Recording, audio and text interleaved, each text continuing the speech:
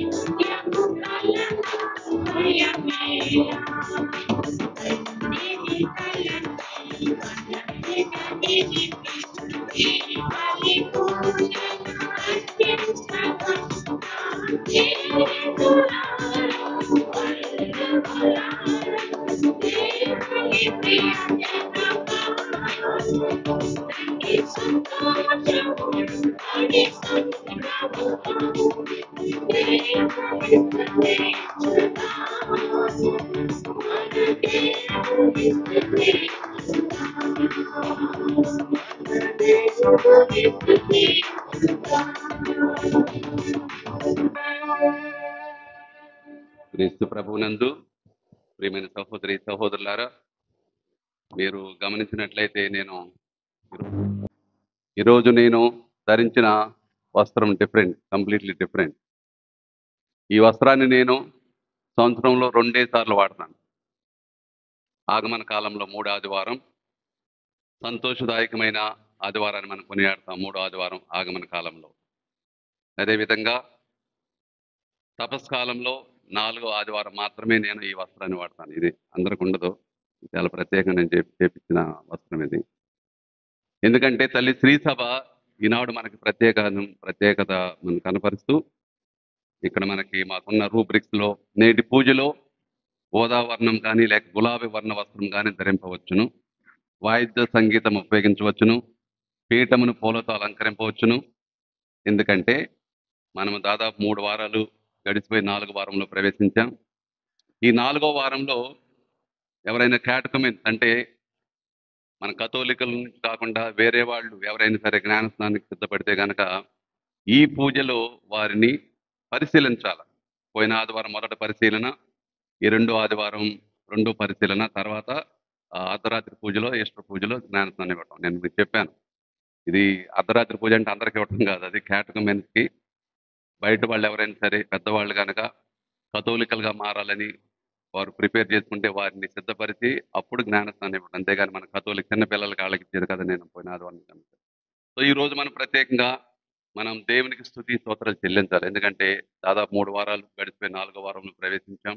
ఇప్పటికి మనం సంతోషంగా దేవుని సన్నిధిలో లేకపోతే దేవునికి సఖ్యతపడి జీవించాలి, ఈ పాటికి అలా ఉండాలని చెప్పేసి దేవుడు కోరుకుంటున్నాడు. అందుకే మనం ఇలా ఈ గులాబీ వర్ణ వస్త్రాన్ని వేసుకుని మన యొక్క సంతోషాన్ని వ్యక్తపరుస్తుందని చెప్పేసి మనం అర్థం చేసుకోవాలి. మన యొక్క సొంత అవసరాల కోసం ఈ దివ్య బలి పూజలో ప్రార్థన చేస్తున్నాం.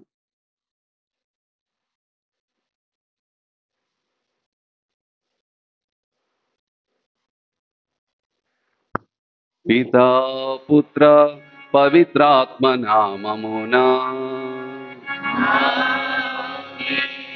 మన ప్రభు అయిన యేసుక్రీస్తు కృప, సర్వేశ్వరుని ప్రేమ, పవిత్రాత్మ సహవాసము మీ అందరితో ఉండునుగాక.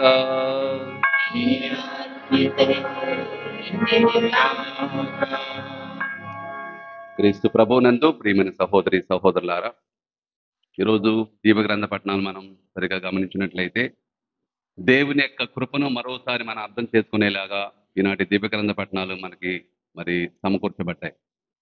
అన్ని పాఠాలు కూడా దేవుడు ఎంతో దయామయుడు, కరుణమయుడు, జాలి కలవాడు, దయగలవాడు. మనం తప్పు చేసినప్పటికీ మనల్ని క్షమించి అక్కన చేర్చుకునే దేవుడు మన దేవుడు. యేసుక్రీస్తు ప్రభు ఈ లోకానికి వచ్చింది పాపాంధకారంలో కొట్టిమిట్టాడుకున్న మనందరినీ దేవునితో సఖ్యతపరచడానికి.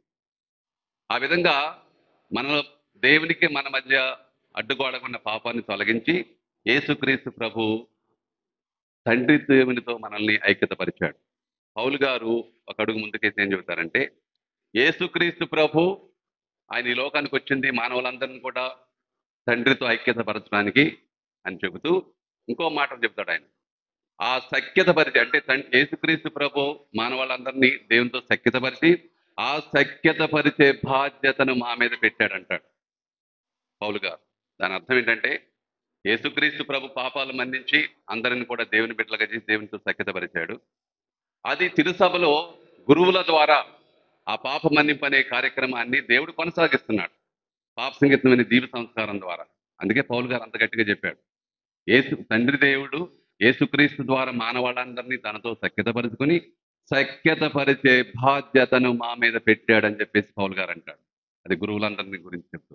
ప్రియమైన సహోదరి సహోదరులారా, ఆత్మ పరిశీలన చేసుకుందాం. పాపం దేవునికి మనకి అడ్డుగోడగా నిలుస్తుంది. ఆ పాపాన్ని తీసివేసినప్పుడే, మనల్ని మనం శుద్ధీకరించుకున్నప్పుడే దేవునితో మనం మళ్ళీ ఒకటవుతాం. ఇది దేవుని సన్నిధికి వచ్చినప్పుడు జరిగే ప్రతిసారి కూడా జరిగేది ఇదే. మనం పాపం నుంచి బయటపడి దేవునితో ఒక్కటైపోతున్నాం.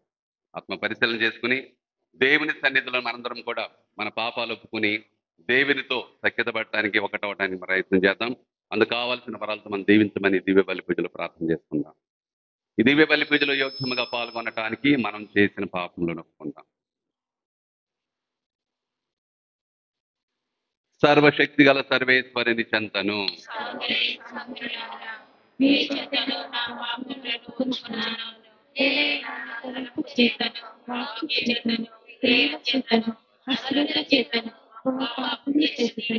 ఇది నా తప్పు, ఇది నా తప్పు, ఇది నా గొప్ప తప్పు. అందుచేత నిత్య కన్యకైన పరిశుద్ధ మరియ మాతను, సకల దూతలను, పునీతులను, సహోదరి సహోదరులారా, మిమ్మును నా కొరకు మన ప్రభువైన సర్వేశ్వరుని ప్రార్థింపవలెనని ప్రతిమానుకుంటున్నాను.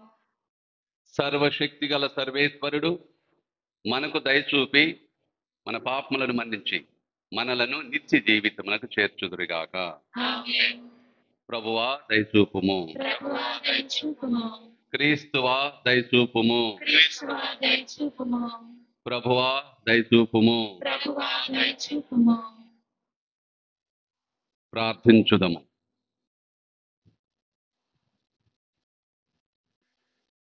ఓ సర్వేశ్వర, నీ వాక్కు అయిన క్రీస్తు ద్వారా మానవ జాతిని అద్భుత విధంగా నీతో సఖ్యతపరుచుకొనుచున్నావు. అటులనే క్రైస్తవ జనమంతయు నీతో ఐక్యమై స్వచ్ఛందమైన భక్తితోనూ అచంచలమైన విశ్వాసముతోనూ పాస్కా వేడుకలను కొనియాడుతున్నట్లు కరుణింపమని సవినయముగా ప్రార్థించుచున్నాము. నీతోనూ పవిత్రాత్మతోనూ కలిసి యుగ యుగములు జీవించుచు పాలించు మా ప్రభువును నీ కుమారుడైన యేసుక్రీస్తు ద్వారా ఈ మనవి చేయుచున్నాము. ఆమేన్. దేవుని ప్రజలు వాగ్దత్త భూమికి వెళ్ళి అక్కడ పాస్కా పండుగ చేసుకొనిరి. యెహోషువ గ్రంథము 5వ అధ్యాయము 9వ వాక్యము మరియు 10వ వాక్యము నుండి 12వ వాక్యం వరకు. ఆ కాలంలో యావే నాటి ఐగుప్తు అపకీర్తిని నేడు మీ నుండి తొలగించి తిని అని యెహోషువతో చెప్పెను. కాబట్టి నేటి వరకు ఆ ప్రదేశము గిల్గాలు అని పేరుతో పిలువబడుచున్నది. ఆ నెల 14వ రోజు సాయంకాలము ఎరికో మైదానములో పాస్కా పండుగ చేసుకొనిరి. ఆ మరునాడు ఆ దేశపు పంటను రుచి చూచిరి. పులియని పిండితో రొట్టెలను చేసుకొని తినిరి. కంకులను కాల్చుకొని ఆరగించిరి. ఆ దేశపు పంటను వారు మొట్టమొదటిసారిగా తిన్నప్పటి నుండి మన్నా ఆగిపోయాను. ఆ మీదట మన్నా కురియలేదు కనుక ఆ ఏటి నుండి ఇశ్రాయేలీలు కానాను దేశపు పంటతోని జీవించిరి. ఇది ప్రభు వాక్యం. నీకు వందనములు. ప్రత్యుత్తర గీతము. అందరూ పరిశీలించి చూడుడు, పరిశీలించి చూడుడు. ప్రభు ఎంత మంచివాడో ప్రభు ఎంత మంచివాడు మీకే తెలియను. మీకే తెలియను. నేను ప్రభువుకు ఎల్లవేళలా వందనములు అర్పించును, నిరంతరము ఆయనను కీర్తింతును. ప్రభు నాకు చేసిన మేలులకు గాను సంతసింతును. ఈ సంగతి విని దీనులు ప్రమోదము చెందుదురుగాక. అందరూ పరిశీలించి చూడుడు, పరిశీలించి చూడుడు. ప్రభు ఎంత మంచివాడో ప్రభు ఎంత మంచివాడు మీకే తెలియను. మీకే తెలియను. మీరును నాతో కూడి ప్రభు మహిమను కొనియాడుడు. మనమందరము కలిసి ఆయన దివ్య నామమును కీర్తింతము.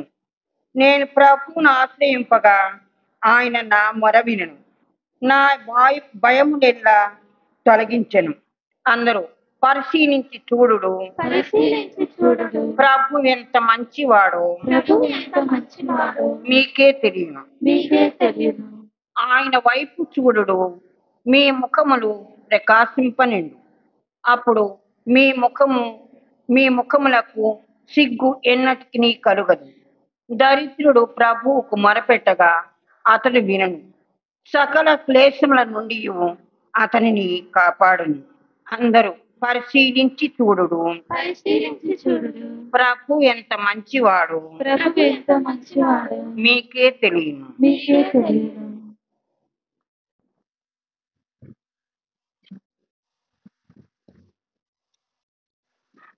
దేవుడు క్రీస్తు ద్వారా మనలను తనతో సఖ్యపరుచుకొనుచున్నాడు.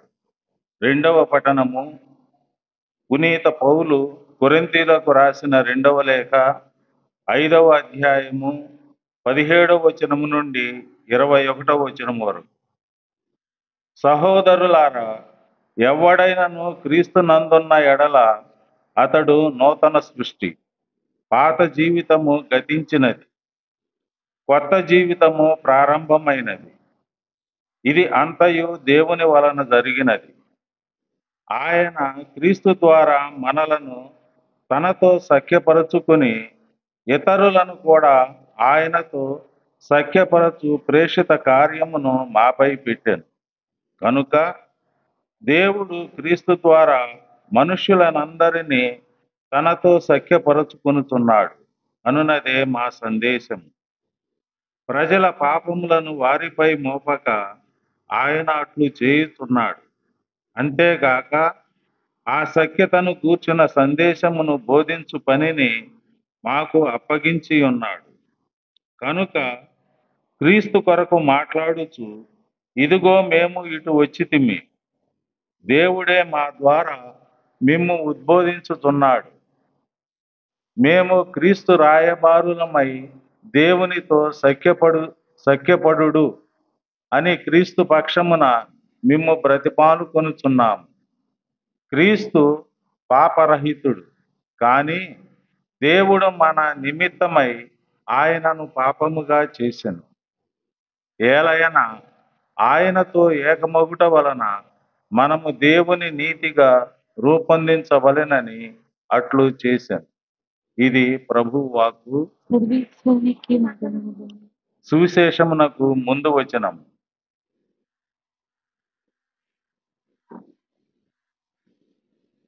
నేను లేచి నా తండ్రి వద్దకు వెళ్ళి, తండ్రి, నేను పరలోకమునకు నీకును ద్రోహము చేసి తినని చెప్పెదను.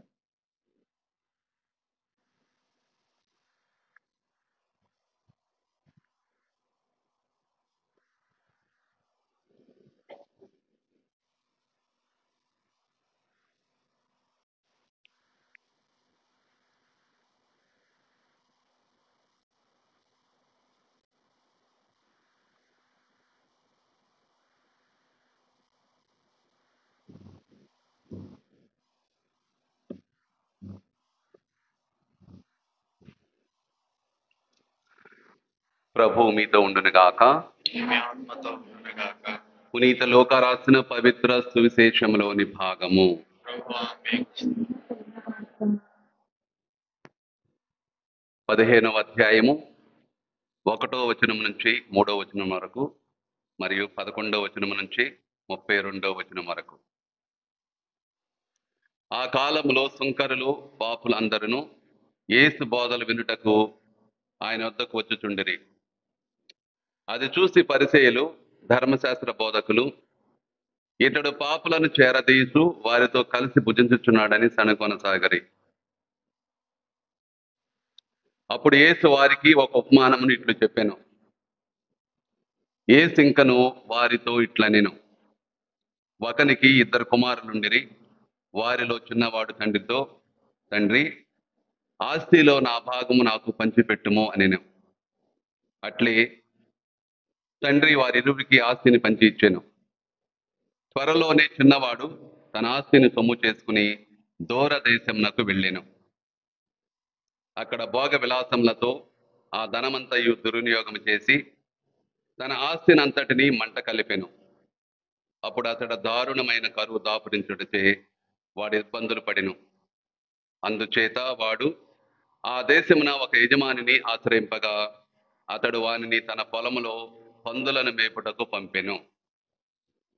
వాడు పందులు తిను పొట్టుతో పొట్ట నింపుకొని ఆశపడుచుండెను, కానీ ఎవరినూ ఏమీ ఇయ్యలేదు. అప్పుడు అతనికి కనువిప్పు కలిగి తనలో తాను ఇట్లు అనుకొనెను, నా తండ్రి వద్ద ఎందరో పనివారికి పుష్టిగా భోజనం లభించుచున్నది, కానీ నేను ఇక్కడ ఆకలికి మలమలమాడుచున్నాను.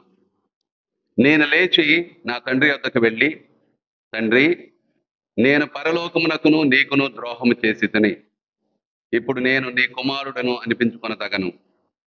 నీ పని వారల్లో ఒకనిగా పెట్టుకొనుము అని చెప్పేదనని తలచి వాడు లేచి తన తండ్రి వద్దకు బయలుదేరెను.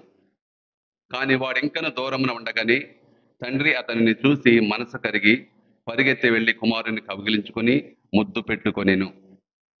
కుమారుడు తండ్రితో, తండ్రి, నేను పరలోకమునకును నీకును ద్రోహము చేసి తిని ఇక నేను నీ కుమారుడను అని అనిపించుకోతగనని పలికెను. కాని తండ్రి సేవకులతో, త్వరగా వీరికి మేలి వస్త్రములను కట్టబెట్టుడు, వేలికి ఉంగరమును కాళ్లకు చెప్పులను తొడుగుడు, క్రొవ్విన కోడెదోడను వధింపుడు, మనము విందారగించి వేడుక చేసుకొందము. ఏలైనా మరణించిన ఈ నా కుమారుడు మరలా బ్రతికెను, పోయిన వాడు తిరిగి దొరికెనని చెప్పాను. పిమ్మట వారు విందు చేసుకొనసాగరి. అతని పెద్ద కుమారుడు పొలము నుండి ఇంటికి వచ్చేసరికి సంగీత నృత్యముల ధ్వని వినిపించెను. అతడు ఒక పనివారిని పిలిచి ఇదంతయు ఏమిటని అడిగాను. నీ తమ్ముడు వచ్చెను, కుమారుడు క్షేమంగా తిరిగి వచ్చినందున నీ తండ్రి క్రొవ్వెన కోడెదోడను కోయించునని అతడు చెప్పాను. అందుకు పెద్ద కుమారుడు మండిపడి లోపలకు అడుగుపెట్టుటకు ఇష్టపడకుండెను. తండ్రి వెలుపలకు వచ్చి అతనిని బ్రతిమాల సాగాను. అందుకు పెద్ద కుమారుడు తండ్రితో, ఇదిగో, నేను ఇన్ని సంవత్సరం నుండి నీ పని పాటలను చేయుచున్నాను, ఎన్నడను నీ ఆజ్ఞను మీరి ఎరుగను. అయినను నేను నా మిత్రులతో విందు జరుపుకున్నటకు నీవెన్నడను ఒక్క మేకపిల్లనైనా ఇచ్చి ఉండలేదు. కానీ నీ సంపదను వేశ్యలతో పాడు చేసిన ఈ నీ కుమారుడు తిరిగి వచ్చినంతనే వాని కొరకు నీవు క్రొవ్వెన కోడెదోడను కోయించితివి అనెను. తండ్రి అతనికి ఇట్లు బదులు చెప్పెను, కుమారా, నీవెప్పుడును నాతో ఉన్నావు, నాకున్నదంతయు నీదే కదా. మనము విందు జరుపుకొనుట న్యాయము. ఏలైనా చనిపోయిన నీ తమ్ముడు తిరిగి బ్రతికెను, తప్పిపోయిన వాడు మరలా దొరికెను.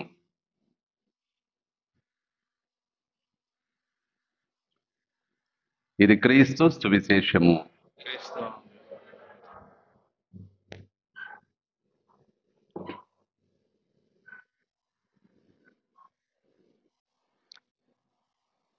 చనిపోయిన నీ తమ్ముడు తిరిగి బ్రతికెను, తప్పిపోయిన వాడు మరలా దొరికెను. క్రీస్తు ప్రభునందు ప్రియమైన సహోదరి సహోదరులారా, ఈనాటి దివ్య గ్రంథ పఠనాలు దేవుని యొక్క ప్రేమ, దయ, కరుణ, జాలి ఎంత గొప్పవో తెలియజేసే పఠనాలు ఈ మూడు కూడా. మనందరికి తెలుసు అయస్కాంతం. అయస్కాంతం పక్కన ఒక ఇనుప ముక్క పెడితే అది ఆకర్షిస్తుంది, రెండు అతుక్కుపోతాయి, అవునా కాదా? అయస్కాంతం దగ్గరలో ఒక ఇనుప ముక్క పెట్టామనుకో రెండు అతుక్కుపోతాయి. కానీ వాటి మధ్య ఒక చెక్క ముక్క పెట్టారనుకో, ఇక్కడ అయస్కాంతం పెట్టి తర్వాత ఇక్కడ మధ్యలో దాని పక్కనే చెక్క ముక్క పెట్టి తర్వాత ఇనుప ముక్క పెడితే ఆ ఇనుము వచ్చి అతుక్కుంటుందా? అతుక్కుంటుందా? చెప్పండి, అతుక్కుంటుందా? ఎందుకు? మధ్యలో చెక్క ఉంది కాబట్టి. ప్రియమైన సహోదరి సహోదరులు గుర్తుపెట్టుకోండి, పాపం కూడా చెక్క లాంటిదే. పాపము కూడా చెక్క లాంటిదే. పాపం చెక్కలాగా మనల్ని దేవుని దగ్గరికి వెళ్లకుండా చేస్తుంది. దేవుని మనలను విడగొడుతుంది. ఒక మాటలో చెప్పాలంటే అదే ఈరోజు సందేశం మొత్తం ఒక మాటలో చెప్పాలంటే ఇదే నేను చెప్పేది. పాపం మనల్ని దేవుని నుంచి దూరం చేస్తుంది, దేవునికి దగ్గరగా వెళ్ళటానికి అడ్డుగోడగా నిలుస్తుంది. అందుకే ఈ తపస్కాలంలో మనల్ని మనం పరిశీలించుకుని అడ్డుగోడగా ఉన్న పాపాన్ని తీసివేసి దేవునితో మన సంఘంతో సఖ్యతపడి జీవించాలి. అప్పుడే మనం దేవునికి నిజమైన బిడ్డలుగా వెలుగొందుతామని చెప్పేసి ఈ దివ్యగంధ పట్టణాలన్నీ కూడా మనకి తెలియజేస్తుంది. సో మొదటి పాఠం, మామూలుగా మనం ఒక్కొక్క పాఠాన్ని గురించి పరిశీలిస్తాం ఎప్పుడు కూడా. సో మొదటి పాఠం మనం యెహోషువ గ్రంథం నుంచి చదువుకున్నాం. మొట్టమొదట అంటే వారు వాగ్దత్త భూమైన పాలు తేనెలకు కానా భూమికి వెళ్ళినప్పుడు, వాగ్దత్త భూమి ప్రామిస్డ్ ల్యాండ్, అక్కడికి వెళ్ళినప్పుడు ఏం జరిగింది అన్న విషయాన్ని, ఏ విధంగా వారు మొదటి పాస్కా పండగను కొనియాడారు అన్న విషయాన్ని మనకి ఈ మొదటి పాఠం స్పష్టంగా తెలియజేస్తూ ఉంది. ఎందుకంటే ముఖ్యంగా మనం విన్నది ఏంటంటే, అక్కడ వాళ్ళు ఈజిప్తులో ఉన్నప్పుడు, బానిసలుగా ఉన్నప్పుడు వారు అపకీర్తిని మూట కట్టుకున్నారు. అపకీర్తిని ఎలా? కేవలం పాపం చేసి దేవునికి దూరం అవటం మాత్రమే కాకుండా, వారు అబ్రహాం సంతతి అయినప్పటికీ సున్నతి పండుకోకుండా, సున్నతి లేకోకుండా వారు అపకీర్తిని మూట కట్టుకున్నారని చెప్పేసి దేవుని యొక్క వాక్యం మనకు తెలియజేస్తుంది. మామూలుగా అబ్రహాం సంతతి యూదులందరూ కూడా మరి సున్నతి చేయించుకుంటారు. సో దాని ద్వారా వారు దాని నుంచి బయటపడి తర్వాత ఉంటారని చెప్పేసి, సో ఇది లేకోకుండా, సున్నతి లేకోకుండా వారు అపకీర్తిని మూట కట్టుకున్నారని, తర్వాత వీళ్ళు దేవుడు వాగ్దానం చేసిన వాగ్దత్త భూమికి వెళ్ళిన తర్వాత ఆ అపకీర్తిని వారి నుంచి తొలగించారని చెప్పేసి, సున్నతి పొందటం ద్వారా ఆ అపకీర్తిని తొలగించారని చెప్పేసి మనం 5వ వాక్యంలో విన్నాం. నాటి ఐగుప్తు అపకీర్తిని నేడు మీ నుండి తొలగించి తిని. దేవుడు ప్రకటన ఏంటా అపకీర్తి? సున్నతి పొందుకోకుండా ఉండటం. ఆ అపకీర్తిని, నాటి ఐగుప్తు అపకీర్తిని నేడు మీ నుండి తొలగించి తిని అని మనం 5వ వాక్యంలో చదువుకున్నాం. ప్రియమైన సహోదరి సహోదరులారా, ఇజ్రాయేల్ ప్రజలు వారు 40 సంవత్సరాల పాటు ఎడారిలో ప్రయాణం చేశారు. వారు గొడుగుతూనే ఉన్నారు. దేవుడు వారి యొక్క అవసరాలు తీరుస్తున్నప్పటికీ, వారి యొక్క అవసరాలు తీరుస్తూ వారికి కావాల్సిన అన్ని కూడా సమకూరుస్తున్నప్పటికీ ఇంకా వారు గొడుగుతూనే ఉన్నారు. ఎలా? బాధలకు గురి చేసే స్వేచ్ఛ జీవనం కంటే కడుపు నిండా తిండి పెట్టే బానిసత్వమే మేలని తలపోసేవారు. చూడండి, బాధలకు గురిపెట్టే స్వేచ్ఛ జీవితం కంటే కడుపు నిండా కావలసిన అన్నం పెట్టి కావలసిన తినంత పెట్టే ఆ బానిస జీవితమే వారు మేలని చెప్పేసి అప్పుడప్పుడు ఇలా తలంచేవారు. మోషే మీద ఎదురుగేవారు, దేవుని మీద గొడిగేవారు, అణిగేవారు, మాకు అది కావాలి ఇది కావాలని. కానీ దేవుడు అన్ని కూడా భరించాడు. మన దేవుడు ఎంత గొప్ప దేవుడు అంటే, ప్రజలు ఈ విధంగా తన ప్రేమను కాలరాచి, తన దయను కాలరాచి, తాను చేసిన మేలన్నీ కూడా మరిచిపోయి గొణుగుతూ ఉన్నా సరే, దేవుడు మాత్రం అన్ని భరించాడే తప్ప వారిని అసలు మిమ్మల్ని నేను విడిచిపెట్టేస్తున్న పుణ్యం అని చెప్పేసి దేవుడు చెప్పలా. 40 సంవత్సరాలు వాళ్ళు గొంతుతూనే ఉన్నారు, తనుగుతూనే ఉన్నారు. ఏం కావాలని దేవుడు ఇచ్చాడు వాళ్ళకి. మాంసం కావాలంటే లొట్టి పెట్టెలను పంపించాడు, తర్వాత మన్నా కురిపించాడు, అన్ని చేశాడు దేవుడు. అయినప్పటికీ మాకు అక్కడ దోసకాయలు దొరుకుతున్నాయి, పుచ్చకాయలు దొరుకుతున్నాయి, అల్లం వెల్లుల్లి, మాకు అన్ని దొరుకుతున్నాయని చెప్పేసి ఇంకా వాళ్ళు గొణుగుతూనే ఉన్నారు జీవితాంతం. అయినప్పటికీ దేవుడు వారిని విడిచిపెట్టుకోకుండా వారిని క్షమిస్తూ, వారి తప్పులను క్షమిస్తూ, దండించాడే తప్ప వారిని నాశనం చేయలేదు. గుర్తుపెట్టుకోండి. ఒకవేళ కనుక దేవుడే కనుక నాశనం చేయాలంటే సొదొమ గొమొర్రాలాగా లేకపోతే ఈ విధంగా నాశనం చేసి ఉండేవాడు, నోవహు కాలంలో చేసినాడు. కానీ దేవుడు ఆ విధంగా తలపెట్టలేదు. ఎందుకంటే తన పితరులకి దేవుడు వాగ్దానం చేశాడు, ఇదిగో నీ సంతతిని నేను పాలు తేనెలకు పాలిస్తున్న దేశాన్ని నడిపిస్తాను, నేను చేసిన వాగ్దాన భూమిని మీకు మీ వారసులకు నేను ధారాదత్తం చేస్తాను దేవుడు వాగ్దానం చేశాడు. ఒకవేళ మీరు నాశనం చేస్తే ఇంకా ఆ వాగ్దానం ఎలా నెరవేరుతుంది? సో దేవుడు ఎప్పుడు కూడా వారిని దండించాడు, మందలించాడు, క్షమించాడు. ఎన్ని తప్పులు చేస్తే సరే క్షమిస్తూనే ఉన్నాడు. కానీ వారిని నాశనం చేయాలని ఎప్పుడు తలపెట్టలేదు దేవుడు. ఈ విధంగా ప్రియమైన సహోదరి సహోదరారా, ఇజ్రాయేల్ ప్రజలు శిక్షింపబడ్డారే కానీ నశించిపోలేదు. గుర్తుపెట్టుకోండి, శిక్షింపబడ్డారు. వారు చేసిన తప్పులకు దేవుడు వారిని శిక్షించాడు, కానీ వారిని నశింప చేయలేదు. అందుకే అంటున్నాడు, ఇజ్రాయేలీలు శిక్షింపబడ్డారే కానీ నశించిపోలేదు. ఇంకా రెండవదిగా ముఖ్యంగా మొదట పాస్కా పండగను వారు కొనియాడారు. అక్కడికి వెళ్ళిన తర్వాత యెహోషువ ఏం చేశాడు? ఆయన 12 రాళ్లను తీసుకుని 12 రాళ్లను నిలబెట్టేసి దాని మీద ఒక పీఠాన్ని ఏర్పాటు చేశాడు. ఆ ప్రదేశాన్ని గిల్గాల్ అని పిలిచాడు. దాని అర్థం ఏంటంటే 12 రాళ్ల వృత్తం. గిల్గాల్ అనే మాటకు అర్థం ఏంటంటే 12 రాళ్ల వృత్తం, అంటే ద సర్కిల్ ఆఫ్ 12 స్టోన్స్. ఆ విధంగా 12 గోత్రాలకు చూసినగా 12 రాళ్లను పెట్టి, సో దాని మీద బలిపీఠాన్ని ఏర్పాటు చేసి, మరి ఆ ప్రదేశంలో ఆయన ఒక బలిపీఠాన్ని నిర్మించాడని, తర్వాత ఇజ్రాయేల్ ప్రజలు వాగ్దానం ప్రవేశించిన శారీరక ఘట్టానికి ఈ బలిపీఠం సూచనగా ఉన్నదని చెప్పేసి మనకు యెహోషువ గ్రంథంలో తెలియజేయబడింది. సో అక్కడ ఇదంతా ఏర్పాటు చేసిన తర్వాత వాళ్ళు మొట్టమొదట పాస్కా పండగను కొనియాడారు. దాటిపోవటం. పాస్కా అంటే దాటిపోవటం. ఎక్కడి నుంచి? బానిసత్వం నుంచి స్వేచ్ఛ జీవితంలోనికి, శత్రువుల నుంచి మిత్రులలోకానికి. సో దాటిపోవటం. సో ఆ విధంగా దేవుడు మరి వారికి ఇచ్చిన స్వేచ్ఛను బట్టి ఆ స్వేచ్ఛను అనుభవిస్తూ మొట్టమొదట వాళ్ళు పాస్కా పండగను కొనియాడారు.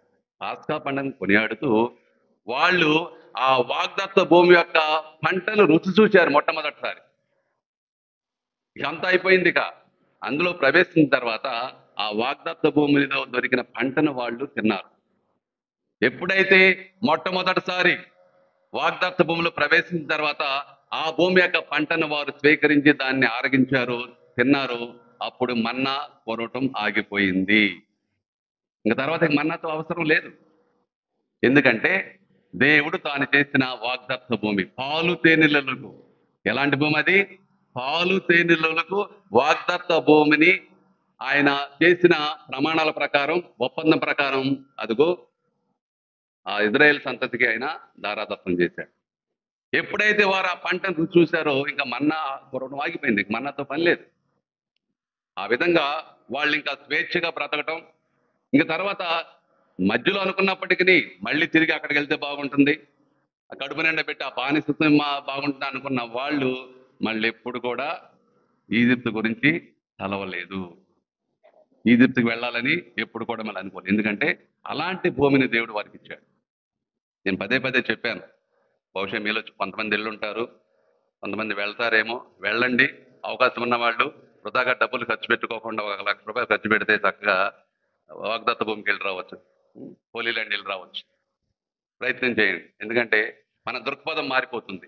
ఒకసారి మనం హోలీ ల్యాండ్లో టూర్ చేసిన తర్వాత మన ఆలోచన విధానం, మన విశ్వాసం కూడా గట్టిపడుతోంది. యేసు ప్రభు నడిచిన ఆ పవిత్రమైన నేలలో మనం కూడా నడిచినప్పుడు మన దృక్పథమే మారిపోతుంది. నిజంగా ఎందుకు ఆ మాట వచ్చిందో, పాలు తేనెలకు వాగ్దత్త భూమి అని ఎందుకు వచ్చింది? నిజంగా అదే. మనకు పెద్ద పెద్ద రాళ్ళు రప్పలు ఉంటాయి, కొండలు చాలా ఉంటాయి. కానీ అక్కడ పండే పంట, పళ్ళు కానీ లేకపోతే పంటలన్నీ కూడా చూస్తే అద్భుతం. ఇంకెక్కడ కూడా దొరకవు.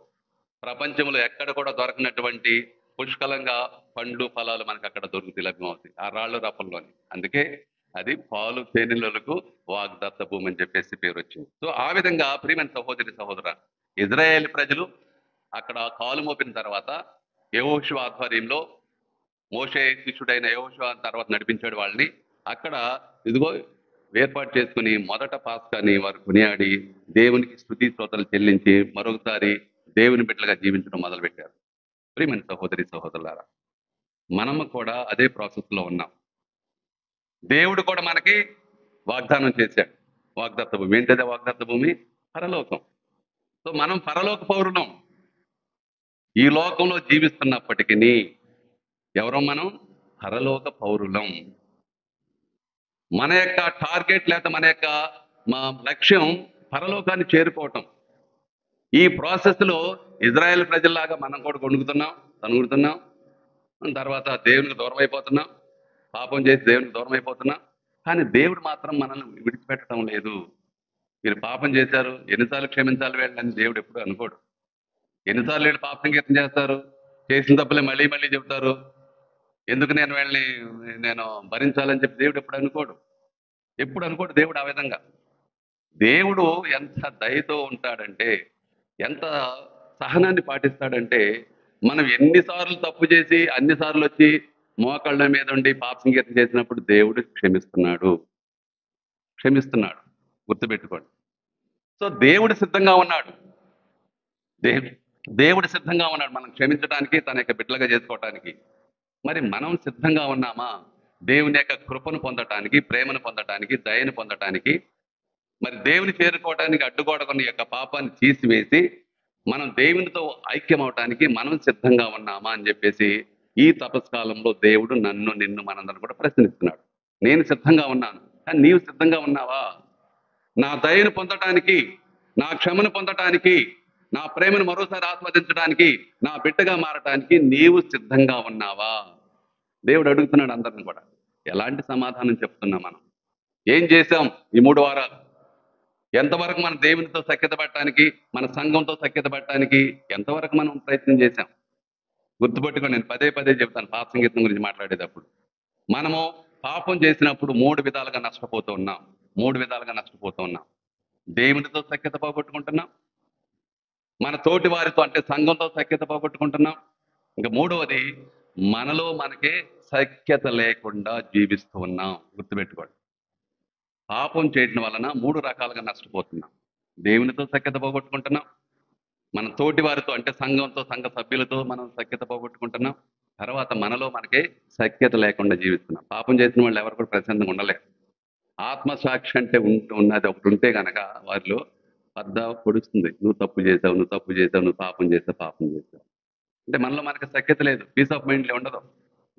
చూడండి, తప్పు చేసిన వాళ్ళు ఎవరు కూడా బయటకు నవ్వుతారేమో, బయటికి అందరి ముందు నవ్వుతూ ఉండొచ్చు, కానీ ఆత్మసాక్షి ఎప్పుడు కూడా క్షోభిస్తుంది. నువ్వు తప్పు చేసావు, నువ్వు ఆ విధంగా చేయకుండా ఉండాల్సింది, నువ్వు ఎందుకు చేసావు అట్లా పొడుస్తూనే ఉంటుంది ఎప్పుడు, మళ్ళీ దాని నుంచి నువ్వు బయటపడేంతవరకు. అందువల్ల నా ప్రియమైన సహోదరి సహోదరులారు గుర్తుపెట్టుకోండి, దేవుడు అవకాశం కల్పిస్తున్నాడు. ఈరోజు 2వ పాఠం సారాంశం అదే. పౌలు గారు ఎంతో చక్కగా చెప్పారు. తండ్రి దేవుడు తన కుమారుడైన యేసుక్రీస్తు ద్వారా పాపాంధకారంలో కొట్టిమిట్టాడుతున్న మానవాళిని తనతో సఖ్యత పరుచుకున్నాడంట దేవుడు. ఎవరి ద్వారా? క్రీస్తు ప్రభు ద్వారా అంటుకున్నాడు. ఏమన్నాడు ఆయన? మన పాపాలన్నీ కూడా ఆయన మీద వేసుకున్నాడు. ఆయన పాపంగా మారాడు. ఒక మాటలో ఆయన చెప్పాడు, నీకోసం నా కోసం యేసుక్రీస్తు పాపంగా మారాడు. మన పాపాలన్నీ కూడా తన మీద వేసి, ఎందుకు? మనల్ని దేవునితో సఖ్యత పరచడానికి అని చెబుతూ ఇంకేమంటాడు? ఆ సఖ్యత పరిచే బాధ్యతను మాకు అప్పగించాడు దేవుడు. యేసుక్రీస్తు ప్రభు ద్వారా తండ్రి దేవుడు మానవాళిని తనతో సఖ్యత పరుచుకుని ఆ సఖ్యత పరిచే బాధ్యతను మా మీద పెట్టాడు. అంటే గురువుల మీద, పరిచరికుల మీద, గురువుల మీద పెట్టాడని చెప్పేసి పౌలు గారు ఎంతకో చక్కగా చెప్తుంది. ఏంటి దాని అర్థం? పాప సంగీతం. యేసుక్రీస్తు ప్రభు పాపాలను క్షమించాడు. ఈ లోకంలో ఉన్నప్పుడు అందరి పాపాలు క్షమించాడు. ఆయన యేసుక్రీస్తు ప్రభు దగ్గరికి స్వస్థత కోసం వస్తే ఆయన ఊరికే శరీర స్వస్థత ఇవ్వకుండా ఏం చెప్పి పంపేవాడు? నీ పాపాలు క్షమించబడ్డాయి, ఇంకా మళ్ళీ తప్పు చేయమని పంపాడు. అంటే దాని అర్థం ఏంటంటే యేసుక్రీస్తు ప్రభుకి స్వస్థత పరచడం మాత్రమే కాదు, పాపాలు క్షమించే అధికారం, హక్కు ఆయనకు ఉన్నాయి. అందుకే ఆయన దాన్ని అందరు కూడా అట్లా చేసి పంపించాడు. తనకున్న హక్కును తన అపోస్తులతో, ఈనాడు తిరుసభలో పనిచేస్తున్న గురువులతో యేసుక్రీస్తు పంచుకున్నాడు, వారిని అభిషేకించి. ఒకవేళ కనుక మనకి యొక్క దివ్య సంస్కారం లేకపోతే మనం పాపంలోనే కొట్టిమిట్టాడుతాం. ఎందుకంటే యేసుక్రీస్తు ప్రభు మన ముందు లేరు కదా. ఆనాడు తన దగ్గరకు వచ్చిన వాళ్ళందరినీ కూడా శారీరక స్వస్థతనిచ్చే, వారి పాపాలు మానసికమైన ఆధ్యాత్మిక కూడా క్షమించి పంపి యేసుక్రీస్తు ప్రభు అందరిని తాకాడు. కానీ ఇప్పుడు యేసు ప్రభు లేరు కదా మన మధ్య. ఆయన చనిపోయే ముందు ఆ దివ్య సంస్కారాన్ని స్థాపించి, నా ప్రజలు, నా బిడ్డలు పాపం చేసి ఆ విధంగా దేవునికి దూరం కాకుండా ఉండటానికి, ఆ విధంగా వెళ్ళిపోకుండా ఉండటానికి, ఇదిగో యేసుక్రీస్తు ప్రభు మన మీద ప్రేమతో, దయతో, కరుణతో ఆయనకున్న అధికారాన్ని తన శిష్యులకు అప్పచెప్పి, మీరు ఎవరి పాపాలైతే క్షమిస్తారో అవి క్షమించబడతాయి, ఎవరి పాపాలైతే మీరు క్షమించారో అవి క్షమించబడవు. ఎలా? మీరు వచ్చి పాప సంగీతం చేస్తేనే కదా ఆ తప్పులు మేము క్షమించాలా వద్దని మేము నిర్ణయం తీసుకునేది. మీరు చెప్పకుండా ఎట్లా? అవునా కాదా? పాప సంగీతం చేస్తేనే కదా మీరు మా దగ్గరకు వచ్చి, గురువుల దగ్గరకు వచ్చి, అభిషేకం పడిన గురువుల దగ్గరకు వచ్చి పాప సంగీతం చేస్తేనే కదా దాని మీద నేను నిర్ణయం తీసుకునేది. మీరు చెప్పగా ఉంటే నాకెట్ట తెలుస్తుంది? మాకెట్ట తెలుసు గురువులకి? అందుకే ప్రియమైన సహోదరి సహోదరులారా, పాప సంగీతం చేయటంలో సిగ్గుపడని అవసరం లేదు, భయపడని అవసరం లేదు, సంకోచించిన అవసరం లేదు. దేవుడు మాకు ఒక గొప్ప వరం ఇచ్చాడు. ఏంటో తెలుసా? పాప సంగీతం విన్న తర్వాత మాకు అవేం గుర్తుండవు. ఒకవేళ గుర్తున్నా సరే వాటిని కనుక ఇదిగో ఫలానా వ్యక్తి వచ్చి ఇదిగో పాప సంగీతంలో ఈ తప్పు చెప్పింది, లేకపోతే ఈ తప్పు చెప్పాడని కనుక మేము చేస్తే మాకు పెద్ద శిక్షే. ఆ విధంగా చనిపోయిన గురువులు ఉన్నారు. పాప సంగీతం విన్న తర్వాత ఒకసారి ఒక రాణి పాప సంగీతం చేసింది. రాజుకి ఆయన ఆతృత, నా భార్య ఏం చెప్పిందని చెప్పేసి గురువు నిలదీసి అడిగాడు. మా భార్య నీ దగ్గరకు వచ్చి పాప సంగీతం చేసింది, ఏం చెప్పింది చెప్పని చెప్పేసి కేక్ మీద కత్తి పెట్టినట్టు చెప్పాడు. చెప్పలేదు గురువు. చెప్పకూడదు, సీల్డ్. ఒకసారి పాప సంగీతం చేసిన తర్వాత అవి బరీ అయిపోవటం తప్ప వాటిని బయటికి చెప్పే ఆస్కారమే లేదు. ఒకవేళ ఏదన్నా ఎగ్జాంపుల్ కోసం ఉపయోగించవచ్చాం కానీ ఫలానా వ్యక్తి ఇదిగో ఈ ఫలానా పాపం చెప్పిందని ఎవరికైనా చెప్తే దానికంటే ఇంకా పెద్ద తప్పు లేదు మేము చేసేది. అందువల్ల నా ప్రియమైన సహోదరి సహోదరులారా, సందేహపడకుండా నిగ్నోషియస్గా ఎవరైనా సరే పాప సంగీతం చేసేటప్పుడు ఏదో ఇది చెప్తే ఏమనుకుంటారు, ఇది చెప్తే ఏమనుకుంటారు, ఏమీ అనుకోరు. ఎందుకంటే అక్కడ ఉన్నది గురువు కాదు, గురువు స్థానం ఉన్న క్రీస్తు ప్రభు ఏమని అనుకుంటారా? మన తప్పులు విన్నత క్రీస్తు ప్రభు అనుకుంటారా? ఏమి అనుకోరు. ఇప్పుడు ఆమెతో ఏమన్నాడు? అందరూ రాళ్లతో కొట్టాలనుకున్నారు, చంపాలనుకున్నారు. యేసుప్రభు దగ్గర తీసుకొచ్చారు. ప్రభు అన్నారు. వాళ్ళు అనుకున్నారు ఏది చెప్పినా తంటే, కొట్టమని చెప్పినా తంటే, కొట్టొద్దన్నా తప్పు తంటే, ఏదైనా సరే తప్పు పెడతారు. కానీ యేసుప్రభు అంత సులువుగా యేసుప్రభు తీసుకుంటే ఎట్లా? ఆయన దేవుడు, మహాజ్ఞాని, ఎలాంటి సమస్యకు పరిష్కరించేవాడు. ఏం చెప్పాడు? మీలో తప్పు చేయని వాళ్ళు మొట్టమొదట రాయి వేయండి అన్నాడు. చేశారు ఎవరన్నా? ఎమ్మటే యేసుప్రభు ఏదో రాస్తుంటారు, బాబు ఎందుకు వచ్చిన కూడా ఈయన మన తప్పులని రాస్తున్నట్టు ఉన్నాడు, వెళ్ళిపోతాం అని చెప్పి ఒకరు వెళ్ళిపోయారు. అందరు వెళ్ళిపోయారు. ప్రభు ఇట్లా తలదొంచుకుని ఉన్నారు. తర్వాత తగ్గితే ఆమె ఒక్కతే ఉంది. అడుగుతున్నాడు, అమ్మ వాళ్ళందరూ ఎక్కడంటే వెళ్ళిపోయారు ప్రభు అని. అప్పుడు ప్రభు ఏమన్నారు? నేను కూడా నీ మీద రాయి వేయను. రాయి వేసే అధికారం ఉన్నప్పటికీ, హక్కు ఉన్నప్పటికీ, ఎందుకంటే ఆయనలో తప్పు లేదు. ఏం చేసి యేసు ప్రభు ఏం చెప్పాడు? మీలో తప్పు చేయనటువంటి వాళ్ళు మొట్టమొదటి రాయి వేయమన్నారు. ఒకవేళ కనుక మొట్టమొదటి రాయి వేసే హక్కు ఉంటే ఎవరికి ఉంది? యేసుక్రీస్తు ప్రభు చేశాడు. ఆయన నేను కూడా నిన్ను దండించను, వెళ్ళు, ఇక తప్పు చేయకని దీవించి పంపించాడే తప్ప ఆ ఒక్క మాట చాలు తన యొక్క జీవితం మార్చుకుని తన యేసుప్రభు శిష్యురాలుగా మారి ప్రభుని అనుసరించి పునీతురాలైంది. అదనమాట యేసుప్రభు చెప్పి నీకు నాకు చేసేది యేసుప్రభు. సో అందువలన ఈ రెండో పాఠంలో పౌలు గారు చెప్పిన సత్యం ఏంటంటే, ఎవరైనా సరే మీరు సఖ్యత పడాలంటే ఇదిగో యేసుప్రభు ఒక మార్గాన్ని చూపించాడు. ఆయన ఆ మార్గం చూపించే బాధ్యత మాకు అప్పచెప్పాడు. అందువలన మీరు ఎలాంటి సందేహం లేకుండా ఈ దివ్య సంస్కారాన్ని ఉపయోగించుకుని పాప సంగీతం చేయమని చెప్పేసి అటు ఆ విధంగా పోగొట్టుకున్న అటు దేవునితో సఖ్యతపడి, తోటి వారితో సఖ్యతపడి, నీలో నీకే సఖ్యతపడి జీవించాలంటే ఈ దివ్య సంస్కారాన్ని మీరు ఉపయోగించుకోవాలని చెప్పేసి, ఆ విధంగా కొత్త వ్యక్తులుగా మారాలని, నూతన యెరూషలేముగా మారాలని చెప్పేసి ఈ రెండో పాఠంలో పునీత పౌలు మనకి తెలియజేస్తున్నారు. సఖ్యత గురించి ఆయన మాట్లాడుతున్నాడు. సఖ్యత గుర్తుపెట్టుకోండి. నేను మొట్టమొదటి చెప్పిన వాక్యం గుర్తుపెట్టుకోండి. పాపం అడ్డుగోడగా నిలుస్తుంది. ఏ విధంగా అయస్కాంతానికి ఇనపముక్క మధ్య మనం చెక్క ముక్క పెడితే ఏ విధంగా ఆ రెండు అతుక్కోవో, అదే విధంగా మనం పాపం చేసినప్పుడు దేవునికి దగ్గర రాలేము. మనం ఇక్కడే, దేవుడు ఇక్కడే. మనం ఇక్కడే, దేవుడు ఇక్కడే. ఎందుకంటే పాపం మధ్యలో ఇది పాపం. అది పోగొట్టడానికి యేసుక్రీస్తు ప్రభు ఈ యొక్క దివ్య సంస్కారం స్థాపించి మనము పోగొట్టుకున్న సఖ్యతను అటు దేవునితో, మన సంఘంతో, మనతో మనకి పోగొట్టిన సఖ్యతను పొందడానికి దేవుడి యొక్క దివ్య సంస్కారాన్ని స్థాపించాడని పౌలు గారు మరోసారి మనకి తెలియజేస్తున్నారు. ఈ రోజు సువార్త పాఠం ఒక అద్భుతం. అదొక అద్భుతం. ఎన్నిసార్లు చదివినా సరే బహుశా పెద్దవాళ్ళకి తెలుసు. గుమ్మడి జయరాజ్ మాస్టర్ ఎంత బాగా దీన్ని ఆడేవాడు, నాటకం ఆడేవాడు, చూసే ఉంటారు. ఆ? తప్పిపోయిన కుమారుడు. మనకి తప్పిపోయిన కుమారుడు యొక్క సామెత లోక సువార్తలో మాత్రమే కనబడుతుంది, మిగతా సువార్తలో ఉండదు. పరిసయ్యులకు, ధర్మశాస్త్ర బోధలకు వారి ఆలోచనలను కట్టడి చేయడానికి, వారిని సరిదిద్దడానికి యేసు ప్రభు ఈ యొక్క దేవుని యొక్క ప్రేమను గురించి, దయ గురించి ఈ 3 ఉపమానాలు చెప్పాడు. పోగొట్టుకున్న నాను, తప్పిపోయిన గొర్రె, తప్పిపోయిన కుమారుడు. ఈరోజు మనం ఆ తప్పిపోయిన కుమారుడు గురించి మనం ధ్యానం చేస్తున్నాం. ఆల్రెడీ ఒక 1 వీక్ బ్యాక్ దీని గురించి మనం ధ్యానం చేసాం. వచ్చింది ఒకసారి.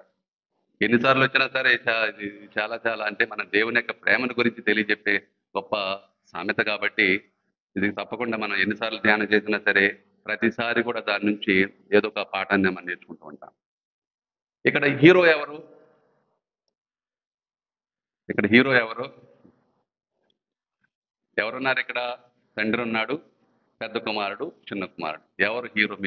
మీ ప్రకారం ఎవరు హీరో ఇక్కడ? ఎవరు? చిన్న కుమారుడు హీరోనా? మీరు? పెద్ద కుమారుడా? ఇంకా మిగతా వాళ్ళు? ఖచ్చితంగా హీరో. వాళ్ళిద్దరు జీరోలే, హీరోలు కాదు. పెద్ద కుమారుడు, చిన్న కుమారుడు కూడా జీరోనే. హీరో ఎవరు ఇక్కడ? తండ్రి. ఎందుకంటే ఇద్దరు ఆలోచన విధానం ఒక విధంగా ఉంది. చిన్న కుమారుడు, పెద్ద కుమారుడు పెద్ద తేడా ఏం లేదు.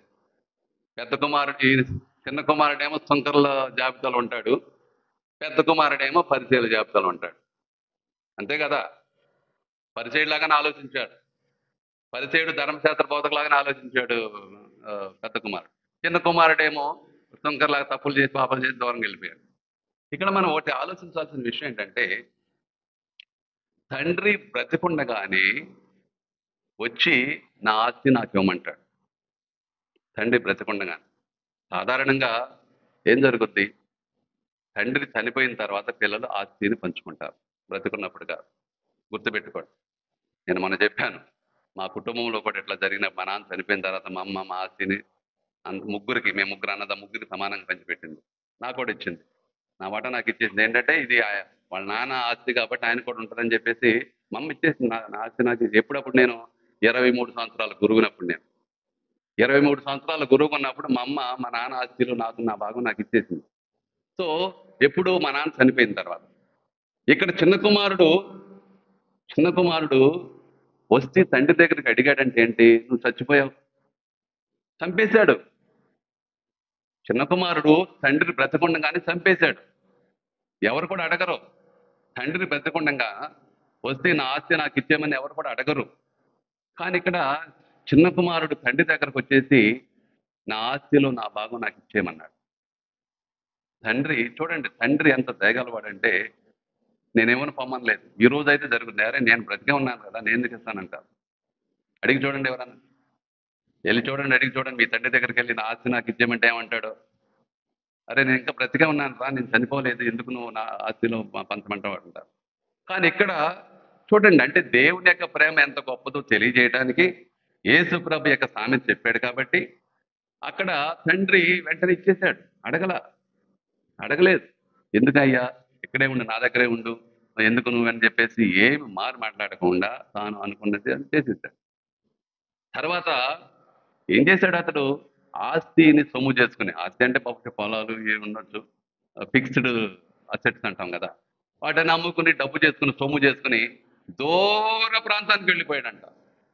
దూర ప్రాంతానికి. చూడండి ఆ మాటలు లోక ఎలా ఉపయోగించారు. దూర దేశానికి వెళ్ళిపోయాడు. దాని అర్థం ఏంటి?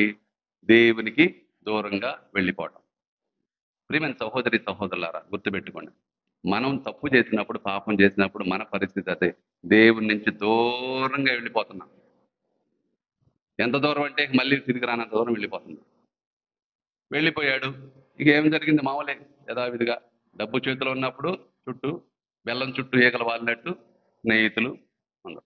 ఇక నువ్వు ఈరుడివి సూర్యుడివి, నీ అంత వాడు లేడు. నువ్వు మీ నాన్నతో గొడవపెట్టి డబ్బు సంపాదించేవారు అబ్బాయి, మళ్ళీ పొగుడుతారు. మీ నాన్నతో గొడవ పెట్టుకుని ఆస్తి మొత్తం నువ్వు కొట్టుకొచ్చావు, నువ్వు చాలా ధైర్యవంతుడురా. ఓ పొగిడారు పొగిడారు పొగిడారు. ఎంతవరకు? డబ్బున్నంత వరకు. డబ్బున్నంత వరకు పొగిడారు. ఇక డబ్బు ఎంత ఇప్పుడు అంటాం కదా, కూర్చుందంటే కొండలైన సరే తరిగిపోతాయి. ఇదే కదా మనం చెప్తా ఉంటాం ఈ డబ్బు విషయంలో. తరిగిపోయింది, అయిపోయింది, అయిపోయింది. ఎంత అన్నా సరే అయిపోద్ది. కూర్చోండి మీరు. ఇప్పుడు ₹1,00,00,000 సంపాదించి ఇక పని పాట లేకుండా కూర్చుందేనండి ఏమవుద్దో? 2-3 సంవత్సరాల తర్వాత అంతా అయిపోతుంది. చూస్తున్నాం మనం. మన కుటుంబాల్లో, మన సమాజంలో, మన సంఘంలో చూస్తున్న ఇలాంటి పరిస్థితులు. అయిపోయింది. ఇంకా అయిపోయిన తర్వాత ఒక్కొక్కడుగా జారుకున్నాడు. ఇంకెవడు లేడు. చుట్టూ ఉన్న ఆ స్నేహితులు, ఆప్తులని చెప్పుకున్న వాళ్ళు ఎవరు కూడా లేరు. అందరూ వెళ్ళిపోయారు. డబ్బు లేకపోతే నీకెందుకురా, నువ్వెందుకురా మాకు? నీ దగ్గర డబ్బు లేదు, పైసా డబ్బు లేదు, కనీసం మాకు ఏదన్నా ఇప్పించడానికి నీకు డబ్బు లేదు, నువ్వెందుకురా మా దగ్గర? మేము ఎందుకుంటామని చెప్పేసి వెళ్ళిపోయారు. ఒక్కడే మిగిలాడు. ఒక్కడే మిగిలాడు. ప్రియమైన సహోదరి సహోదరులారా, పాపం చేసిన ప్రతివాడు కూడా ఒంటరి జీవే. నువ్వు కుటుంబంలో ఉండొచ్చు, సంఘంలో ఉండొచ్చు, స్నేహితుల మధ్య ఉండొచ్చు. నువ్వు గనక పాపం చేస్తూ ఉంటే ఖచ్చితంగా నువ్వు ఒంటరి బ్రతికే నీది. 10 మందిలో ఉన్నా సరే ఒంటరి బ్రతికే. సో ఈ విధంగా ఇతడు ఒంటరి అయిపోయి తర్వాత తినటానికి డబ్బు అయిపోయింది. ఎవరు డబ్బులు ఇచ్చేవాళ్ళు? తినటానికి తిండి లేదు, ఉండటానికి వసతి లేదు, కట్టుకోవడానికి బట్టలు లేవు. అన్ని పోగొట్టుకున్నాడు. పోగొట్టుకుని ఇక బికారిలాగా తిరుగుతున్నాడు. దిగజారిపోయాడు. అన్ని పోగొట్టుకున్నాడు. స్వేచ్ఛను పోగొట్టుకున్నాడు, హక్కును పోగొట్టుకున్నాడు, డబ్బును పోగొట్టుకున్నాడు. చివరికి బికారిలాగా మిగిలిపోయాడు. బికారిలాగా మిగిలిపోయాడు. ఎంతవరకంటే పందులు కాయటానికి కూడా సిద్ధపడ్డాడు. సాధారణంగా యూదులకి పందులకి చాలా చాలా దూరం. అదే కదా, పందిమాంసం తినకూడదు మనం కాదు.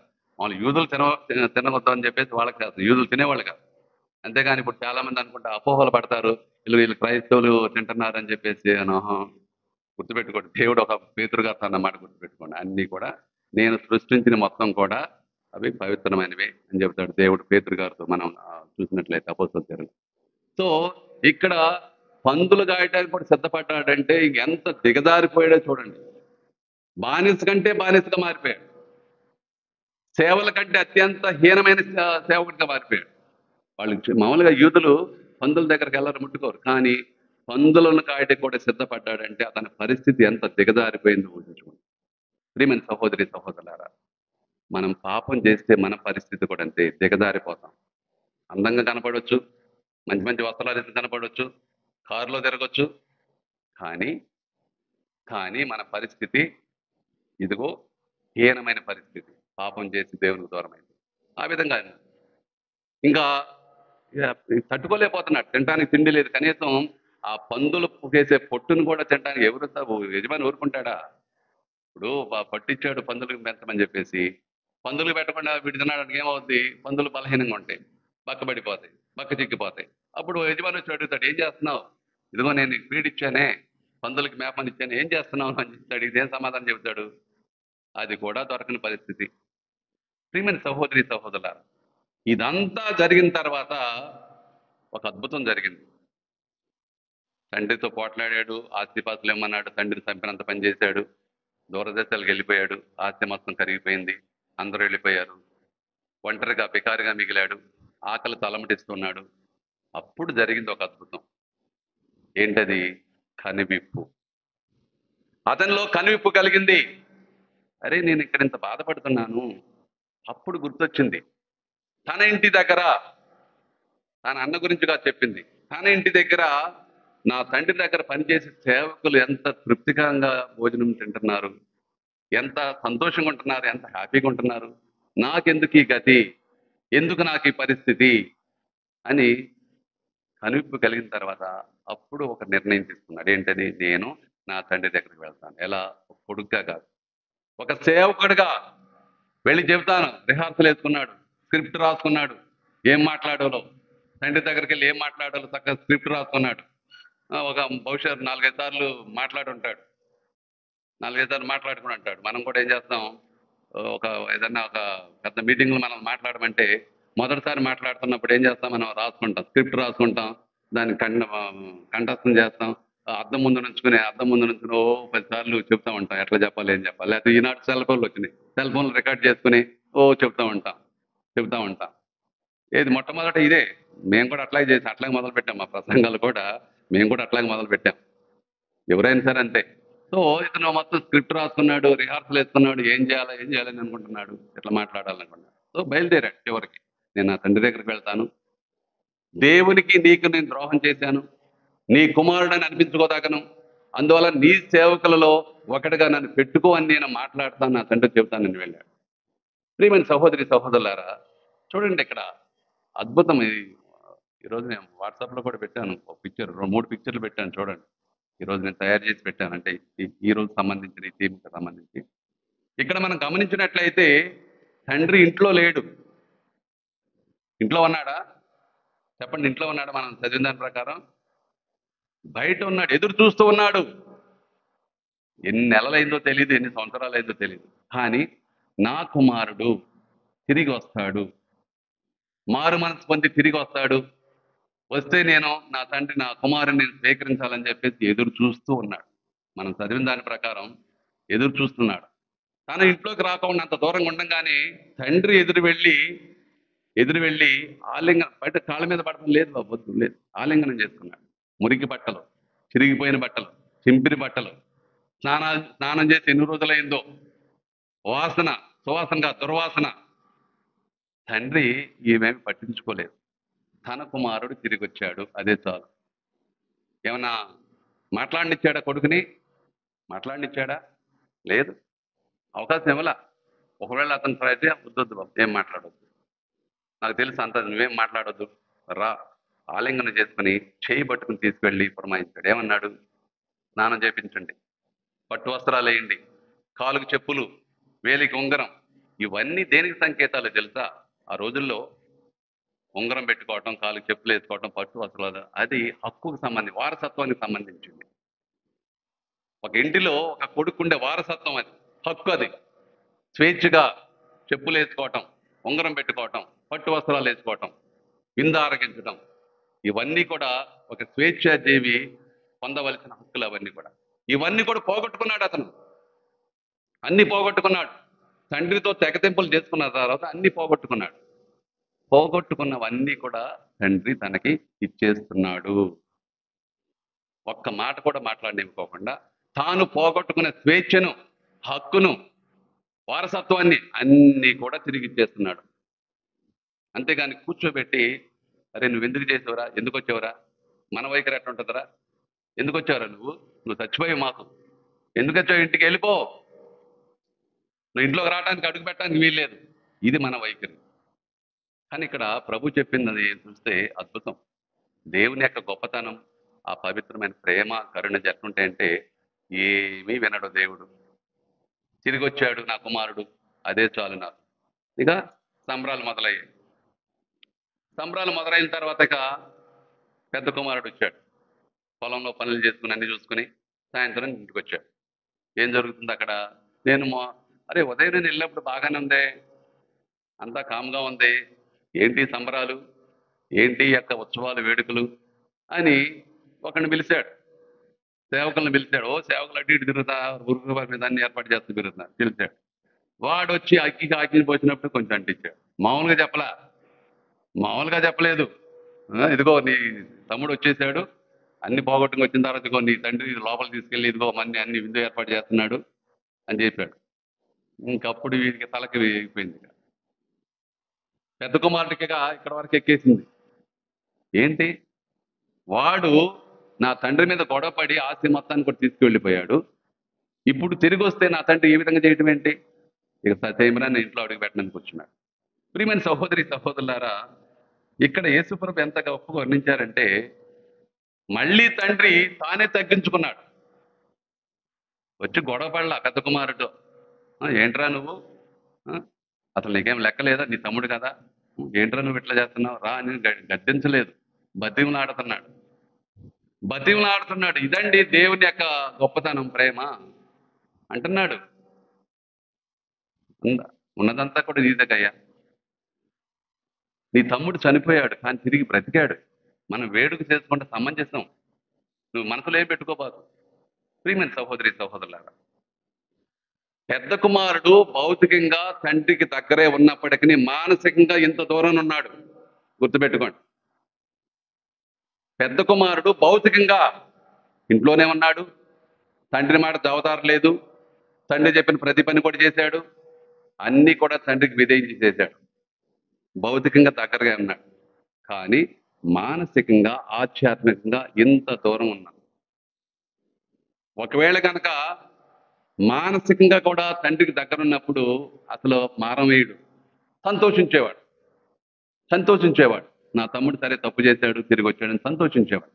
కానీ ఏమన్నాడు తెలుసా? నా తమ్ముడు అనలేదు, ఏమన్నాడు? ఈ నీ కుమారుడు. గుర్తుపెట్టుకోండి ఈ వాక్యం. తమ్ముడు అనలేదు, కనీసం నా తమ్ముడని కూడా అనలేని పరిస్థితి. అటు తండ్రికి దూరంగా ఉన్నాడు, తన తమ్ముడికి కూడా మానసికంగా దూరంగా ఉన్నాడు, దగ్గరగా లేడు. ఈ నీ కుమారుడు వేస్తెలతో తిరిగి డబ్బంతా వృధా చేసి వస్తే ఇదా నువ్వు చేసేది అని తండ్రి మీద ఫిర్యాదు చేస్తున్నాడు, తండ్రిలో తప్పు పడుతున్నాడు. కానీ తండ్రి అదేం పట్టించుకోకుండా, రా బాబు, నీ తమ్ముడు చనిపోయినాడు తిరిగి బ్రతికాడు, మనం వేడుక చేసుకుంటా సమంజసం రమ్మని చెప్పి పిలిచాడే తప్ప ఒక్క మాట కూడా అతను అన్నదానికి పలకలేదు. ప్రియమైన సహోదరి సహోదరు, ఇది దేవుని యొక్క ప్రేమ. దేవుడు మనల్ని చూసి నువ్వు బురదలో ఉన్నావా, మట్టి గుడ్డలో ఉన్నావా, మురిగ్గా ఉన్నావా, స్నానం చేయకుండా ఉన్నావా, ఏం పట్టించుకోడు. నువ్వు గనక నిజంగా కనువిప్పగలిగి నీలో పశ్చాత్తాపడి తండ్రి క్షమ కోరుతూ నువ్వు గనక తిరిగి వస్తే, నువ్వు ఎలాంటి పరిస్థితులు ఉన్నప్పటికీ, నీ పరిస్థితి ఎంత ఘోరమైనప్పటికీ దేవుడు నిన్ను ఆలింగనం చేసుకోవటానికి సిద్ధంగా ఉన్నాడు. మరి ఆ ప్రేమను ఆస్వాదించడానికి నీవు సిద్ధంగా ఉన్నావా? అడుగుతున్నాడు యేసుక్రీస్తు ప్రభు, అడుగుతున్నాడు. నా తండ్రి సిద్ధంగా ఉన్నాడు, నేను సిద్ధంగా ఉన్నాను, కానీ మీరు మా ప్రేమను పొందటానికి, మా క్షమను పొందటానికి, మా కృపను పొందటానికి మీరు సిద్ధంగా ఉన్నారా? అడుగుతున్నాడు. మరి కోయర్కి పాట వచ్చో లేదో, మార్గము చూపు అనే పాట పాడితే మంచిది. చూడండి, దానిలో పుస్తకంలో ఉంటాయి, ఎత్తుకోండి. మార్గము చూపుము, ఆ పాట ఫ్రాన్సిస్ తీసుకుతాడు ఇప్పుడు కాదు, లాస్ట్లో. సో ప్రియమైన సహోదరి సహోదరుల, ఆత్మ పరిశీలన చేసుకుందాం. ఏంటి మన పరిస్థితి? దేవుడు సిద్ధంగా ఉన్నాడు. ఒకసారి ఒక రాజు, రోమన్ చక్రవర్తి, మంచి యుద్ధవీరుడు. సో ఒక గొప్ప యుద్ధాన్ని చేసి విజయం సాధించి మరి ప్రజల యొక్క ఆహ్వానంతో ఆశీర్వాదాలతో తిరిగి వస్తున్నాడు. సో రాజులు యుద్ధాలు చేసి తిరిగి వచ్చేటప్పుడు ప్రజలందరూ కూడా బయటకు వచ్చేసేసి చక్కగా వారు చెయ్యూపుతూ విషయం చెబుతూ తర్వాత ఆయన పొగుడుతూ చాలా అదేగా జరిగింది. సౌలు మహారాజుకి తర్వాత దావీదు మహారాజు అదే గొడవ కదా. సౌలు రాజు తక్కువ పొగిడారు, దావీదు మహారాజు ఎక్కువ పొగిడారు, అదే కదా అసలు మొత్తం ఈర్ష్య ద్వేషంతో. అట్లా ఈ రోమన్ చక్రవర్తి ఒక యుద్ధం సాధించి, గొప్పగా యుద్ధం సాధించి తిరిగి వస్తున్నాడు. అందరు కూడా కేరింతలు కొడుతున్నారు, ఓ మన రాజు గొప్ప యుద్ధాన్ని గెలిచాడు, పొగుడుతూ ఉన్నారు. పొగుడుతూ ఉంటే మార్గ మధ్యంలో సగం వచ్చేసింది ఊరేగింపు. మార్గ మధ్యంలో ఒక చిన్న కుర్రోడు నానా నానా అంటూ పరిగెత్తుకొస్తున్నాడు. అయ్యో, మురికి బట్టలు, తర్వాత అసలు ఎవరో తెలియట్లేదు సరిగా, అసలు గుర్తించలేని పరిస్థితులు. అంటే వస్తున్నాడు బురద మురికి బట్టలు. సైనికులు, అరే నువ్వెవర్రా, ఏమి రాజును పట్టుకుని మా నాన్న అంటావేంటండి? లేదు ఆయన మా నాన్న అంటున్నాడు. ఆయన మా నాన్నే అంటున్నాడు. కొంచెం వీడికైతే కొంచెం మెంటల్ ఎక్కినట్టు ఉంది కుర్రోడికి అని చెప్పేసి వారించుకోకుండా ఆ చిన్న కుర్రోడు వారించినప్పటికీ నానా అంటూ ఆ రథం దగ్గరికి వెళ్ళాడు. నాన్న రథం మీద ఉన్న దగ్గరికి వెళ్ళాడు. అప్పుడు వెంటనే రాజు దగ్గర, ఆ కుర్రోడు దగ్గర అయిన కొద్దీ ఆ కుమారుని యొక్క వాయిస్, స్వరాన్ని గుర్తించాడు రాజు. గుర్తించి ఎక్కడి నుంచి వస్తుంది, నా కుమారుడే పిలుస్తున్నట్టున్నాడే అని చూస్తే నిజంగా అవతారం చూస్తేనేమో ఏది వీధి బాడులాగా ఉన్నాడు, మట్టి కొట్టుకుని ఉన్నాడు, చింపిరి దప్పటతో ఉన్నాడు. కానీ వాయిస్ మాత్రం తన కుమారుందే. చూసి గుర్తుపెట్టాడు. గుర్తుపెట్టేసి వెంటనే వెంటనే కిందకి దిగాడు. కిందకి దిగొచ్చేసి గట్టిగా ఆలింగనం చేసుకుని ఎత్తుకుని తీసుకెళ్లి తన పక్కన కూర్చోబెట్టాడు. వీళ్ళందరూ అవాక్కైపోయారు. అవాక్కైపోయారు. సైనికులు, ప్రజలందరూ కూడా ఏంటి ఈ కుర్రోడండి. అప్పుడు జరిగింది ఏంటంటే, ఈ చిన్న కుర్రవాడు తన స్నేహితులతో ఆటలాడుతున్నాడు. ఎప్పుడైతే వాళ్ళ నాన్న ఆ, వస్తున్నాడని చెప్పి విన్నాడో, వెంటనే పరిగెత్తుకుంటూ వచ్చి వాళ్ళ నాన్న కలవాలని చెప్పి వచ్చాడు. ఆ బురద బట్టలతోనే సింపుతాడు. ప్రియమైన సహోదరి సహోదరు, మన దేవుడు అంతకంటే గొప్ప దేవుడు. మనం ఎలాంటి పరిస్థితిలో ఉన్నా మనల్ని గుర్తించే దేవుడు మన దేవుడు. గుర్తుపెట్టుకోండి. మనల్ని గుర్తించి, మనల్ని క్షమించి, ఆలింగనం చేసుకుని, అక్కని చేర్చుకుని, మరొకసారి మనం పోగొట్టుకున్నవన్నీ కూడా, హక్కులన్నీ కూడా మనకి తిరిగి ఇచ్చేసే దేవుడు మన దేవుడు. మనం సిద్ధంగా ఉన్నామా? మనం పోగొట్టుకున్న ఆ కీర్తిని, ఆ వారసత్వాన్ని, ఆ హక్కును మనం జ్ఞానస్నానం పొందడం ద్వారా పరలోక పౌరులయ్యాం. ఆ హక్కును ఇవన్నీ కూడా పోగొట్టుకున్న, పాపం ద్వారా పోగొట్టు ఇవన్నీ కూడా తిరిగి దేవుడు ఎట్లా సిద్ధంగా ఉన్నారు. కానీ నీవు పశ్చాత్తాపడి మరి వాటిని పొందడానికి సిద్ధంగా ఉన్నావా? వచ్చే ఆదివారం ఉదయం మనకు పూజ ఉండదు. 7 గంటల నుంచి 9 గంటల వరకు 4-5 గురువులు ఇక్కడ ఉంటారు పాప సంగీతం వినటానికి. సో నిజంగా మీరు పోగొట్టుకున్న ఈ హక్కులు, వారసత్వం ఇవన్నీ కూడా పొందాలంటే తిరిగి రండి. వచ్చి రండి. దివస ప్రసాదం స్థాపన ఉంటుంది. ఉదయం 7 గంటల నుంచి, ఉదయం పూజ ఉండదు కాబట్టి ఉదయం 7 గంటల నుంచి 9 గంటల వరకు 4-5 గురువులు ఉంటారు ఇక్కడ పాప సంగీతం వినటానికి 9 గంటల వరకు. సో మీరు కొంత ఒక 10 నిమిషాలు కేటాయించి వచ్చి పాప సంగీతం వెళ్ళిపోండి. వచ్చే ఆదివారం ఇదే సమయం చేస్తారా? గ్రామాల్లో చక్కగా చేస్తున్నారు. అందరూ దీవసపన తీసుకున్న ప్రతి ఒక్కరు కూడా చేస్తున్నారు. సో అది కూడా ఇక్కడ కూడా మనం చేయడానికి ప్రయత్నం, ఎందుకంటే ఆగమన కాలంలో చేశారు, చాలా సంతోషం. సో దానికంటే ఎక్కువగా ప్రతి ఒక్కరు తీసుకురండి. ఆడవాళ్ళు మీ భర్తలు కనుక రాకపోతే పట్టుకురండి, లాక్కురండి. అదేవిధంగా మీ పిల్లలు రాకపోతే లాక్కురండి. తల్లిదండ్రుల యొక్క బాధ్యత ఇది. తల్లిదండ్రుల యొక్క బాధ్యత. మా నాన్న ఎప్పుడు నాకు గుర్తు చేస్తూ ఉంటాడు. నేను గురువుగా ఉన్నప్పుడు కూడా వెళంగిని వెళ్ళాం ఒకసారి. వెళంగిని వెళ్ళాం అంటే మా నాన్న రైల్వే పాస్ ఉంటే మేము అందరం అప్పుడు కుటుంబ సమేతంగా వెళ్తూ ఉండేవాళ్ళం. సో నేను గురువు అయిన తర్వాత కూడా వెళ్ళాం ఒకసారి అట్లా కుటుంబ సమేతం అంటారా, అటు గోవా అన్ని తిరిగి వచ్చేవాళ్ళం. వెళ్ళినప్పుడు మేము ఒక అంటే గెస్ట్ రూమ్ తీసుకుని ఉన్నాం అక్కడ ఆ రూమ్లో. సో మా నాన్న వచ్చి ఉన్నాడు, అందరూ చెబుతున్నాడు, మా అమ్మకి, మా తమ్ముడికి, మా అన్నయ్యకి, మా అందరికీ చెబుతున్నాడు, ఇదిగో పలానా చోట తెలుగు పాప సంగీతం వింటున్నారు. సో నేను వచ్చానని నన్ను కూడా అడిగాడు. నువ్వు వెళ్ళావా, నువ్వు పాప సంగీతం నన్ను అడిగాడు మా నాన్న. నేను గురువునప్పుడు, నేను గురువుని, నన్ను మా నాన్న అడిగాడు. నేను మామూలు పాటిస్తాను కానీ మా నాన్న అడిగాడు, నువ్వు వెళ్ళి పాప సంగీతం చేయమని చెప్పి. అది తల్లిదండ్రుల యొక్క బాధ్యత.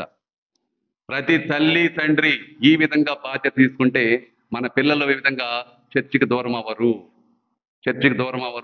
ఎప్పుడు కూడా తల్లిదండ్రుల యొక్క బాధ్యత పిల్లల్ని నడిపించడం ఆధ్యాత్మిక విషయాలు. ఆ విధంగా మనం ప్రయత్నం చేద్దాం. దేవునితో సఖ్యత పెట్టడానికి, మన తోటి వారితో సఖ్యత పెట్టడానికి, మనలో మనకే సఖ్యత కలిగి జీవించడానికి ప్రయత్నం చేద్దాం. అందుకు కావాల్సిన వరాలతో మనం దీవించమని దీవి బలిపితో ప్రార్థన చేసుకుందాం.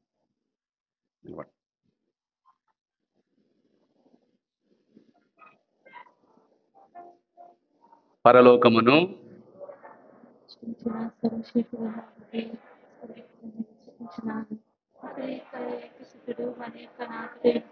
క్రీస్తుని విశ్వసించున్నాను.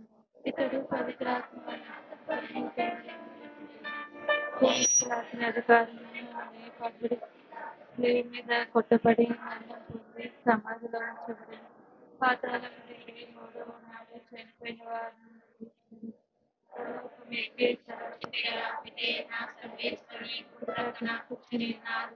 అక్కడి నుండి జీవితాలను చనిపోయిన వారికి తీర్పు చేయటకు వచ్చాను. పవిత్రాత్మని విశ్వసించున్నాను. పరిశుద్ధాత్మక సభను సంబంధ ప్రయోజనం విశ్వసిస్తున్నాను. మన్నిపుని విశ్వసిస్తున్నాను. నిత్య జీవమును విశ్వసిస్తున్నాను. ఆమేన్. విశ్వాసుల ప్రార్థన. ప్రియమైన సహోదరి సహోదరులారా, ఈనాటి దివ్య గ్రంథ పట్టణాల ద్వారా దేవుని యొక్క ప్రేమ ఎంత గొప్పదో, పాపం ఏ విధంగా మనల్ని దేవునికి దూరం చేస్తుందో మనం ఆలకించాం. ఎప్పుడు కూడా దేవునికి అంటి పెట్టుకుని జీవించే జీవితాన్ని మనం ధరించమని విశ్వాసాల ప్రార్థన ద్వారా దేవుని వేడుకుందాం. సత్య శ్రీ సభ కోసం ప్రార్థన చేద్దాం. పరిశుద్ధ పాప గారిని, పీఠాధిపతులను, గురువులను, మఠవాసులను, ఉపదేశాలను, పరిచర్య చేసిన ప్రతి వారిని దేవుడు దీవించి వారి యొక్క పరిచర్యను ఫలవంతం చేయాలని ఓ ప్రభువా మేము చేయి ప్రార్థన ఆలకించండి.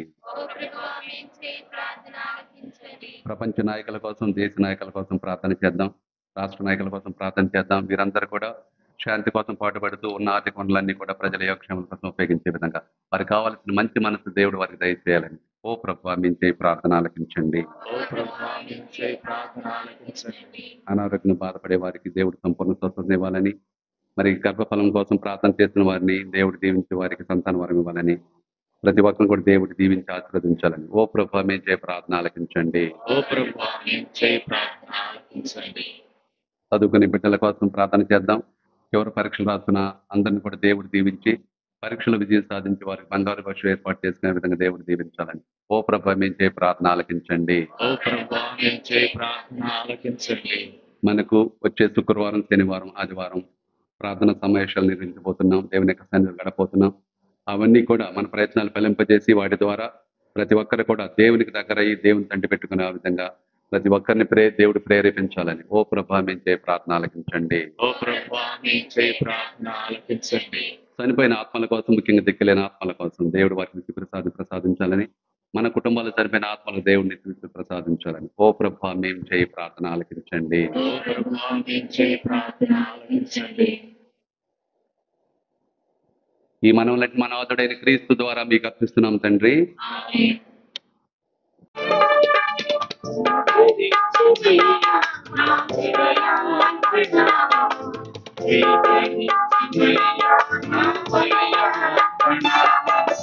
ఆదరించుమయ్యా నా హృదయార్పణ, స్వీకరించుమయ్యా నా బలియార్పణ. నా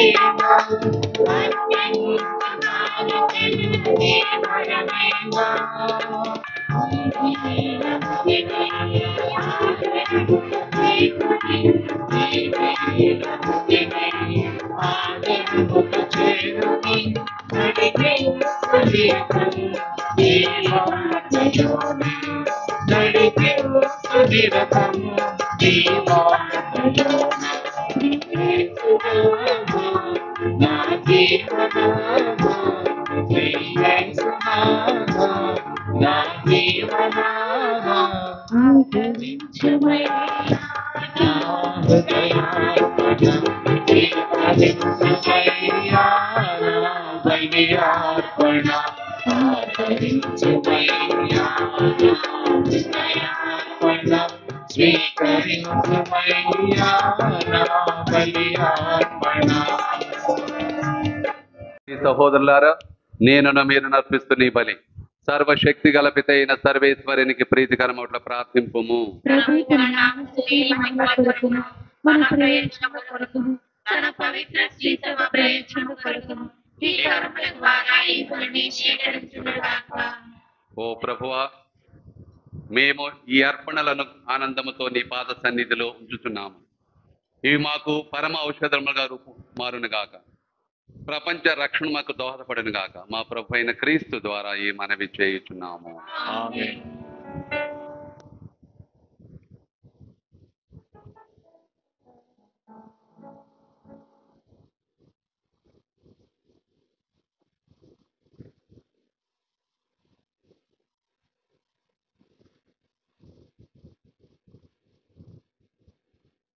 ప్రభు మీతో ఉండును గాక.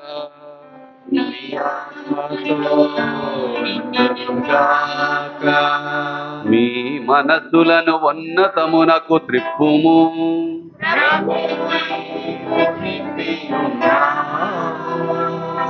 మన దేవుడైన ప్రభునకు కృతజ్ఞత తెలుపుదము. కృతజ్ఞత తెలుపుట యుక్తము న్యాయం. ప్రభువైన దేవా పావన పిత సర్వశక్తి గల నిత్య సర్వేశ్వర, ఎల్లప్పుడును ఎచ్చోటను మేము మీకు కృతజ్ఞత వందనములు చెల్లించుట యుక్తము న్యాయము ధర్మము రక్షణదాయకము. జీవనముకు మంచితనమునకు నెలవైన నీవు సమస్తమును సృజించి ప్రాణికోటిని ప్రతి దీవెనతో నింపుచున్నావు. అంతేగాక సకల మానవులను ఆనందదాయకమైన నీ సమక్షమునకు నడిపించుచున్నావు. కావున అసంఖ్యాకులైన దూతలు నీ చిత్తమును నెరవేర్చుటకు రేయింబవళ్ళు నీ సముఖమున నిలిచియున్నారు. వారు నీ ముఖ తేజస్సును ఆనందముతో వీక్షించుచు నిన్ను నిరతము స్తుతించుచున్నారు. వారితో మేమును ఐక్యమై ఆనందముతో ఉప్పొంగుచు సమస్త సృష్టి తరపున నీ నామమును స్తుతించుట ఎట్లనగా,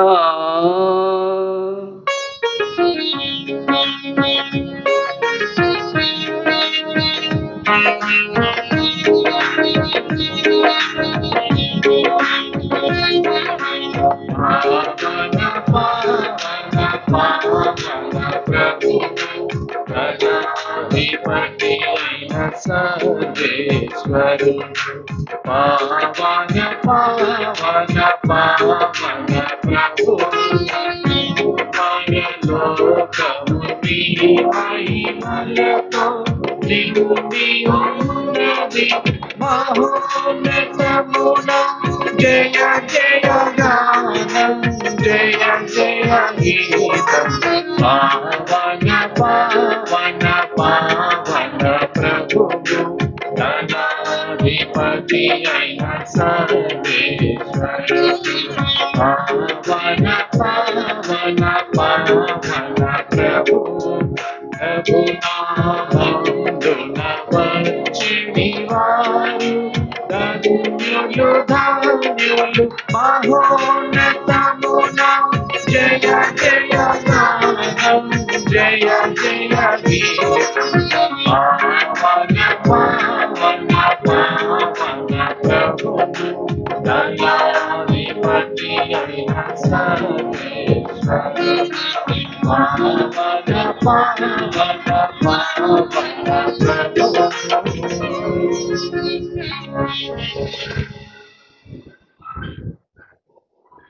మహాపవిత్రుడైన తండ్రి, మేము నిన్ను స్తుతించుచున్నాము. ఏలైనా నీవు మహోన్నతుడవు. సృష్టి అంతయు నీ విజ్ఞానమును అమిత ప్రేమను ప్రతిబింబించుచున్నది. మానవుని నీ పోలికగా సృజించి సమస్తమును అతని సంరక్షణ నుంచితివి. సృష్టికర్తవైన నిన్ను మాత్రమే సేవించుచు సమస్త సృష్టిని పాలించుటకు అతనికి అధికారం ఇచ్చితివి. అవిధేయత వలన అతడు నీ స్నేహమును పోగొట్టుకున్నను, అతనిని మరణం యొక్క ఆధిపత్యమును విడిచిపెట్టలేదు. కానీ వెదకు వారందరూ నిన్ను కనుగొన్నట్లు దయచూపితివి. నీవు మానవులతో పలుమార్లు స్వయంగా ఒడంబడిక చేసుకుని రక్షణమును నిరీక్షించుటకు ప్రవక్తల ద్వారా వారికి ప్రబోధించితివి. మహాపవిత్రుడైన తండ్రి, నీవు లోకమునెంతో ప్రేమించి కాలము పరిపూర్ణమైనప్పుడు నీ జయంతికి స్తుతిని మాకు రక్షకునిగా పంపితివి. అతడు పవిత్రాత్మ వలన మనుష్యావతారం ఎత్తి కన్యకైన మరిమాత నుండి జన్మించెను. పాపం మినహా అన్నిటిలోనూ మా మానవ స్వభావమును జీవించెను. అతడు బీదలకు రక్షణమును, కారాగార వాసులకు విడుదలను, దుఃఖితులకు సంతోషము కలదను శుభవార్తను ప్రకటించెను. నీ ఏర్పాటు నెరవేర్చుటకు తనను తాను మరణంకు అప్పగించుకొనెను. మృతుల్లో నుండి లేచి మరణమును నాశనం చేసి జీవనమును పునరుద్ధరించెను. తండ్రి, మేము ఇక మా కొరకు జీవింపక మాకై మరణించి ఉత్థానమైన వారి కొరకు జీవించుటకు నిన్ను విశ్వసించు మాకు మొదటి బహుమానంగా నీ యొద్ద నుండి పవిత్రాత్మను పంపితివి. అతని నీ పనిని పవిత్రాత్మకి ఈ లోకములు కొనసాగించుచు సమస్త సృష్టిని పవిత్రత యందు పరిపూర్ణము చేయుచున్నాడు. కావున ఓ ప్రభువా, ఈ పవిత్రాత్మయే ఈ అర్పణలను పరిశుద్ధపరచ ప్రతిమాలు కొనుచున్నాము. ఈ విధమున ఇవి మా ప్రభువును యేసుక్రీస్తు శరీర రక్తములు అగును ఈ అగునుగాక. ఈ పరమ రహస్యం నెరవేర్చుటగాను అతడు ఈ నిత్య నిబంధనను దయచేసెను. పావన పిత, నీవు అతనిని మహింపరపగడి వచ్చినప్పుడు ఈ లోకంలోనున్న వారికి తన ప్రగాఢ ప్రేమను వ్యక్తపరిచి వారిని అంతవరకు ప్రేమించెను. వారితో భోజనం చేయనప్పుడు అప్పమ్మనందుకొని స్తుతించి త్రుంచి శిష్యులకి ఇచ్చుచు ఇట్లా నేను, మీరందరూ దీనిని తీసుకొని భుజింపుము. ఏలైనా ఇది మీ కొరకు అప్పగింపబడనున్న నా శరీరము.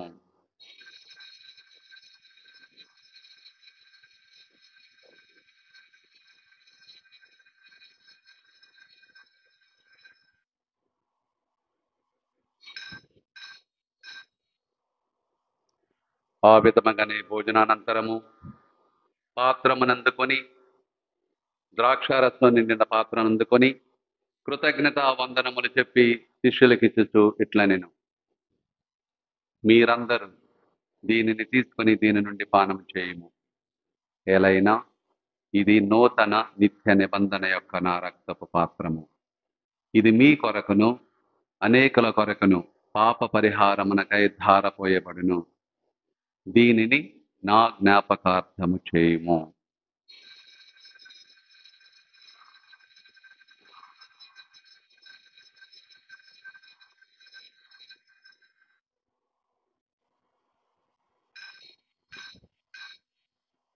ఇది విశ్వాస రహస్యము.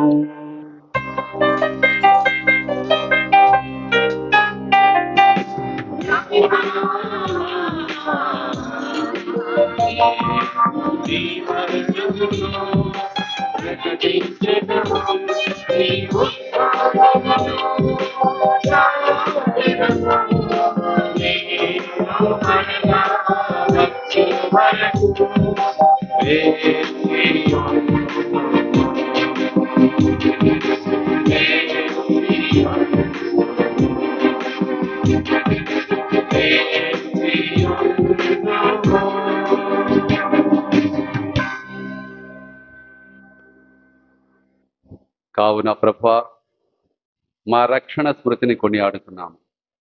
క్రీస్తు మరణమును అతడు పాతాళము దిగుటను జ్ఞాపకపరుచుకొనుచున్నాము. అతని ఉత్థానమును మోక్షారోహణమై నీ కుడి ప్రక్కన కూర్చున్నటను ప్రకటించుచున్నాము. మహిమతో అతడు మరల వేంచేయనని నిరీక్షించు మేము నీకు ప్రీతికరమును లోకమునకు రక్షణయుతమని బలియగు క్రీస్తు శరీర రక్తములను నీకు సమర్పించుచున్నాము. ఓ ప్రభువా, నీ పవిత్ర సభ కొరకు నీ వసగన ఈ బలిని దయతో ఆదరంతో వీక్షింపము. ఈ ఒకే అప్పమునందు పాత్రమునందు పాల్గొని వారందరూ పవిత్రాత్మ ద్వారా క్రీస్తు ఏక శరీరమందు ఐక్యమగినట్లు ప్రేమతో కనికరింపము. నీ మహిమను స్తుతించుటకు మేము క్రీస్తునందు సజీవ బలి అగుదుము గాక. కనుక ప్రభువా, మమ్మందరిని జ్ఞాపకం ఉంచుకొనుము. మొట్టమొదట నీ సేవకుడైన మా ప్రాంతీయ జగద్గురువును, మా జోసఫ్ రాజాల పీఠాధిపతిని, తదితర పీఠాధిపతులను, యాజకులందరినీ, ఈ పూజ పెట్టించు వారిని, ఇక్కడ సమావేశమైన వారిని, నీ ప్రజలందరినీ మరియు చిత్తశుద్ధితో నిన్ను వెతుకు వారిని జ్ఞాపకం ఉంచుకొనుము. వీరందరి కొరకు ఈ బలిని మీకు సమర్పించుచున్నాము. నీ యందు విశ్వాసం గల వారెవరిని నీ వెరుగుదువు. క్రీస్తు సమాధానమందు చనిపోయిన వారిని జ్ఞాపకం ఉంచుకొనుము. మరియు చనిపోయిన వారందరిలో నీ యందు విశ్వాసం గల వారు ఎవరిని నీ వెరుగుదువు వారిని కూడా జ్ఞాపకం ఉంచుకొనుము. దయగల తండ్రి, దేవమాత యొక్క పరిశుద్ధ కన్య మరియమాతతోను, ఆమె మహావిరక్త పత్రికుని జోజప్ప గారితోను, నీ అపోస్తులతోను, నీ రాజ్యములోని పునీతులతోను, నీ బిడ్డలమగు మాకందరకు మోక్ష భాగ్యమును దయచేయము. పాప మరణముల వలన సంభవించిన వినాశనము నుండి విముక్తి పొంది సమస్త సృష్టితో కలిసి నీ రాజ్యమందు మా ప్రభు అయిన క్రీస్తు ద్వారా నిన్ను మహింపరుచుదము. అతని ద్వారా సకల మేళ నీవు లోకమునకు దయచేస్తున్నావు. క్రీస్తు ద్వారా, క్రీస్తుతో, క్రీస్తునందు సర్వశక్తి గల పితయైన సర్వేశ్వర పవిత్రాత్మతో ఏకమయ్యుండు నీకు యుగ యుగములు గౌరవ మహిమలు కలుగునుగాక.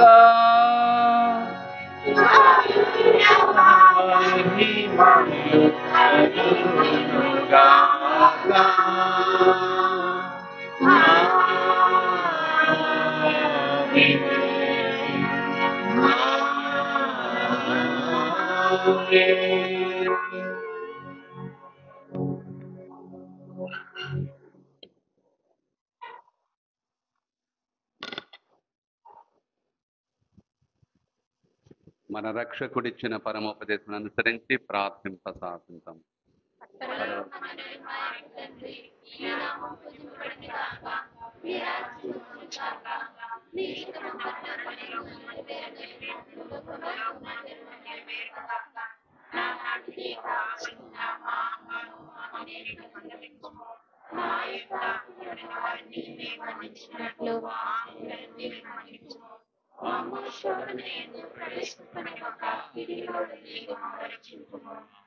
ప్రభువాన్ని కీడు నుండి మమ్మ రక్షింపము. మా ఈ రోజులలో మాకు శాంతిని ప్రసాదింపము. నీ దయానుగ్రహములను పాపం నుండి మేము విముక్తులను చేసి అన్ని కలత నుండి సర్వదా కాపాడు. మేము మోక్షానందమును మా రక్షకుడిని యేసుక్రీస్తు ఆగమమును నిరీక్షించుచుందము.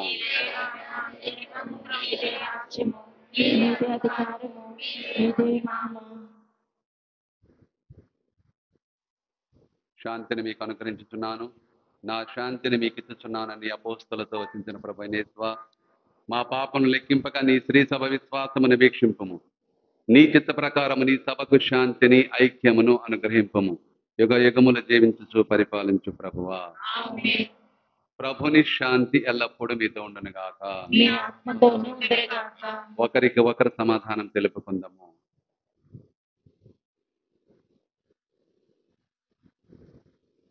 సర్వేశ్వరుని గొర్రెపిల్ల, లోక పాపములను పరిహరించు ప్రభువా, మాకు దయ చూపుము. సర్వేశ్వరుని గొర్రెపిల్ల, లోక పాపములను పరిహరించు ప్రభువా, మాకు దయ చూపుము. సర్వేశ్వరుని గొర్రెపిల్ల, లోక పాపములను పరిహరించు ప్రభువా, మాకు శాంతిని దయచేయుము.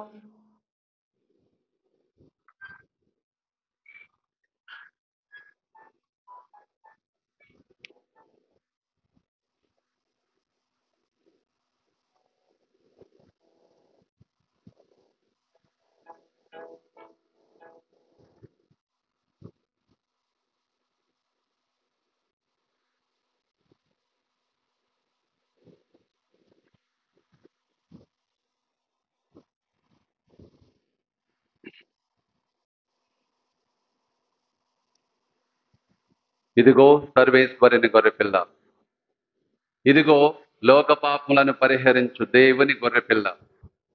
ప్రభుని విందుకు పిలువబడిన వారు ధన్యులు. ప్రభువా, మీరు నా ఇంట ప్రవేశించుటకు నేను పాత్రురాలు కాను, కానీ మీరు ఒక్క మాట కలిగిన నా ఆత్మ స్వస్థత పొందును.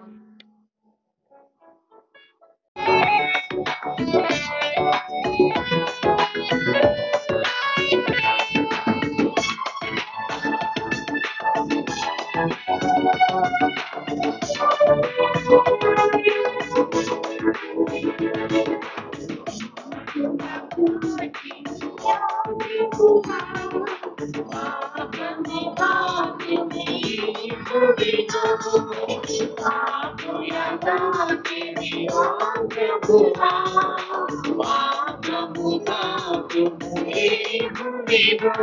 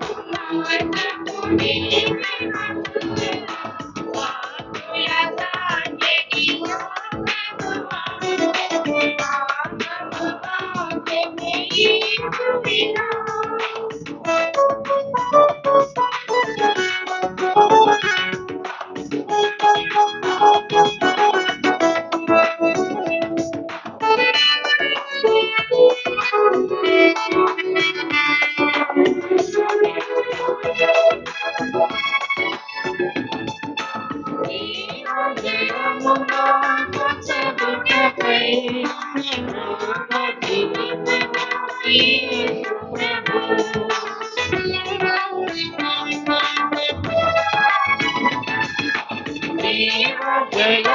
మాకు చదుటకై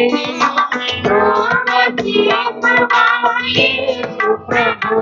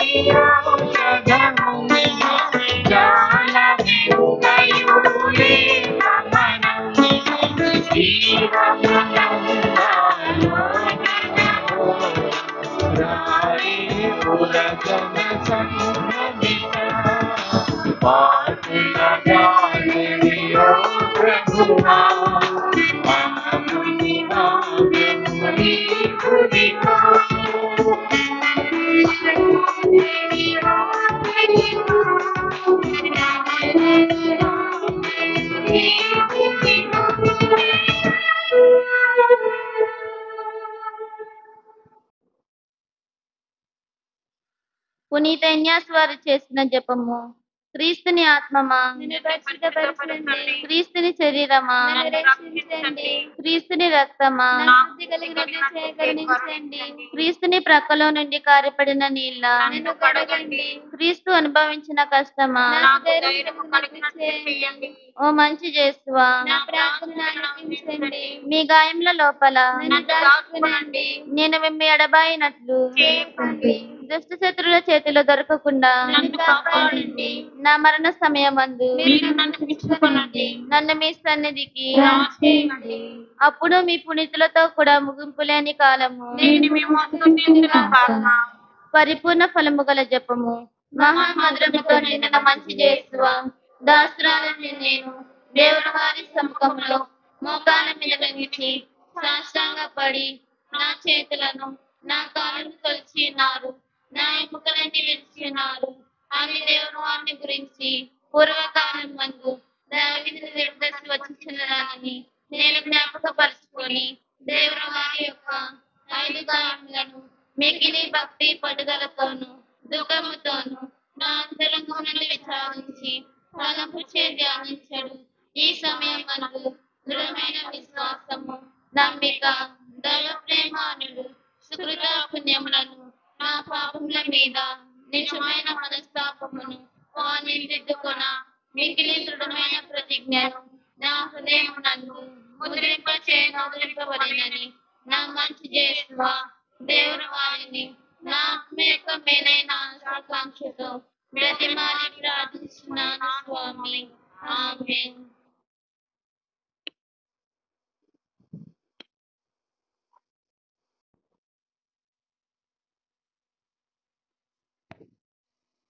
ప్రార్థించుదము. ఓ సర్వేశ్వర, ఈ లోకమందు జన్మించు ప్రతి మానవునికి నీ వెలుగును ప్రసాదించుచున్నావు. మా హృదయములను నీ అనుగ్రహ వైభవంతో ప్రకాశింపచేయుచున్నావు. కావున మహోన్నతుడవైన నీకు ఆమోదయోగ్యమైన వారిని గురించి మననం చేయుచు నీకు ప్రీతిపాత్రులుగా జీవించినట్లు కృపచూపుము. నిజాయితీ కలిగి నిన్న చిత్తశుద్ధితో పూజించు వారినిగా మమ్మ దీవించు. మా ప్రభు అయిన క్రీస్తు ద్వారా ఈ మనవి చేయుచున్నాము.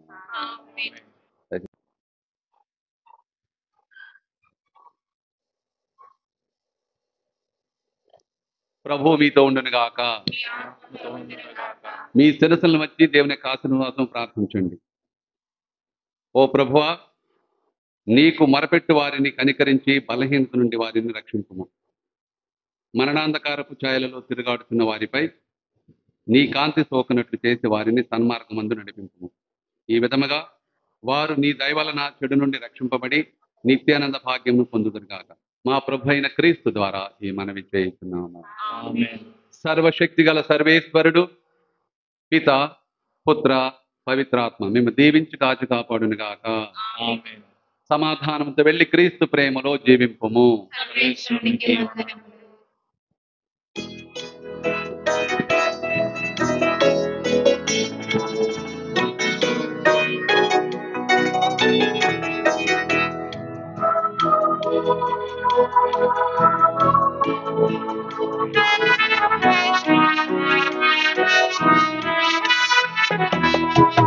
మార్గము చూపుము ఇంటికి, నా తండ్రి ఇంటికి.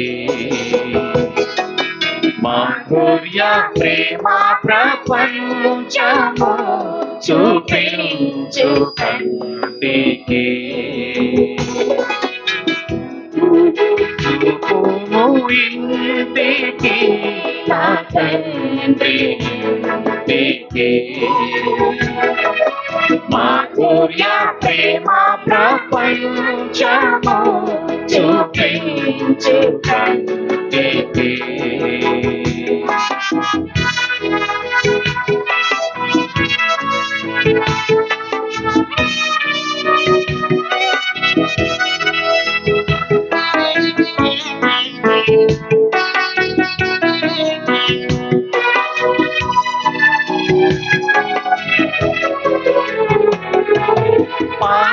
మమతల చేత పారిపోయిన నాకు ప్రార్థించే క్షామము.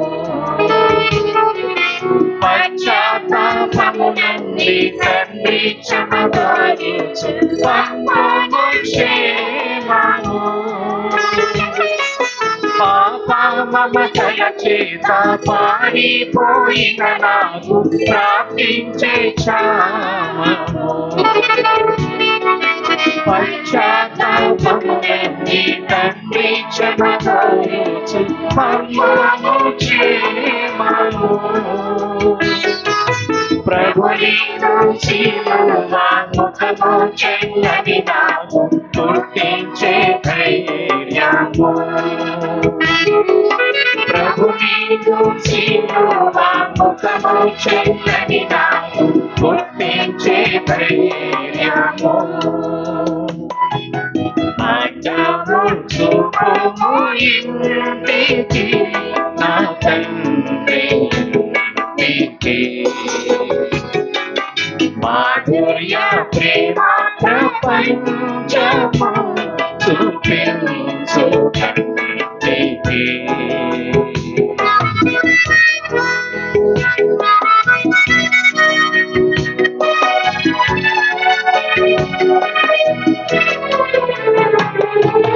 ధనమే సర్వం మనుచు సుఖమే స్వర్గం మనుచు తండ్రిని వీడితే ధరణి భోగములెల్లా బ్రతుకు ధ్వంసము చేసి దేవాని చేరితి. ధనమే సర్వం మనుచు సుఖమే స్వర్గం మనుచు తండ్రిని వీడితే ధరణి భోగములెల్లా బ్రతుకు ధ్వంసము చేసి దేవాని చేరితి. దేవియని నీ వైపు చేతులెత్తిన నాని చూపుము. దేవియని నీ వైపు చేతులెత్తిన నాకు దారిని చూపుము. మార్గము చూపుము ఇంటికి నా తండ్రి ఇంటికి. మాధుర్య ప్రేమ ప్రపంచము చూపించు కంటికి.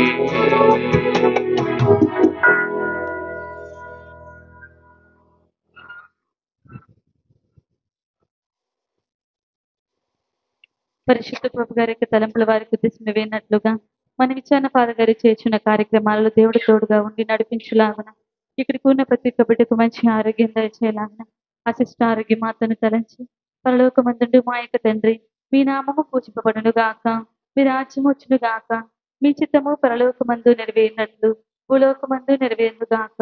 నాటికి కావలసిన మా అన్నము మాకు నేటికి అనుగ్రహింపము. మా యొక్క అప్పుపడిన వారిని మేము మన్నించినట్లు మా అప్పులను నీవు మన్నింపుము. మమ్ము శోధన యందు ప్రవేశింపనివ్వక కీడుల నుండి మమ్ము రక్షింపుము. దేవవర ప్రసాదం చేత నిన్న మరి తల్లి వందనము. ప్రభు మీతో ఉన్నారు, స్త్రీలలో ఆశీర్వదింపబడిన వారు మీరే, మీ గర్భఫలముకు చేస్తూ ఆశీర్వదింపబడిన వారకుని. పరిశుద్ధ మరియమ్మ సర్వేశ్వరుని యొక్క మాత, పాపాత్ములైండు మా కొరకు ఎప్పుడునో మా మరణ సమయమందును ప్రార్థించండి. ఆమేన్. పితా పుత్ర పవిత్రాత్మకు మహిమ కలుగును గాక. ఆదిలో కలిగినట్లు ఎప్పుడునో ఎల్లప్పుడునూ మీకే స్తుతి స్తోత్రం కలుగును గాక.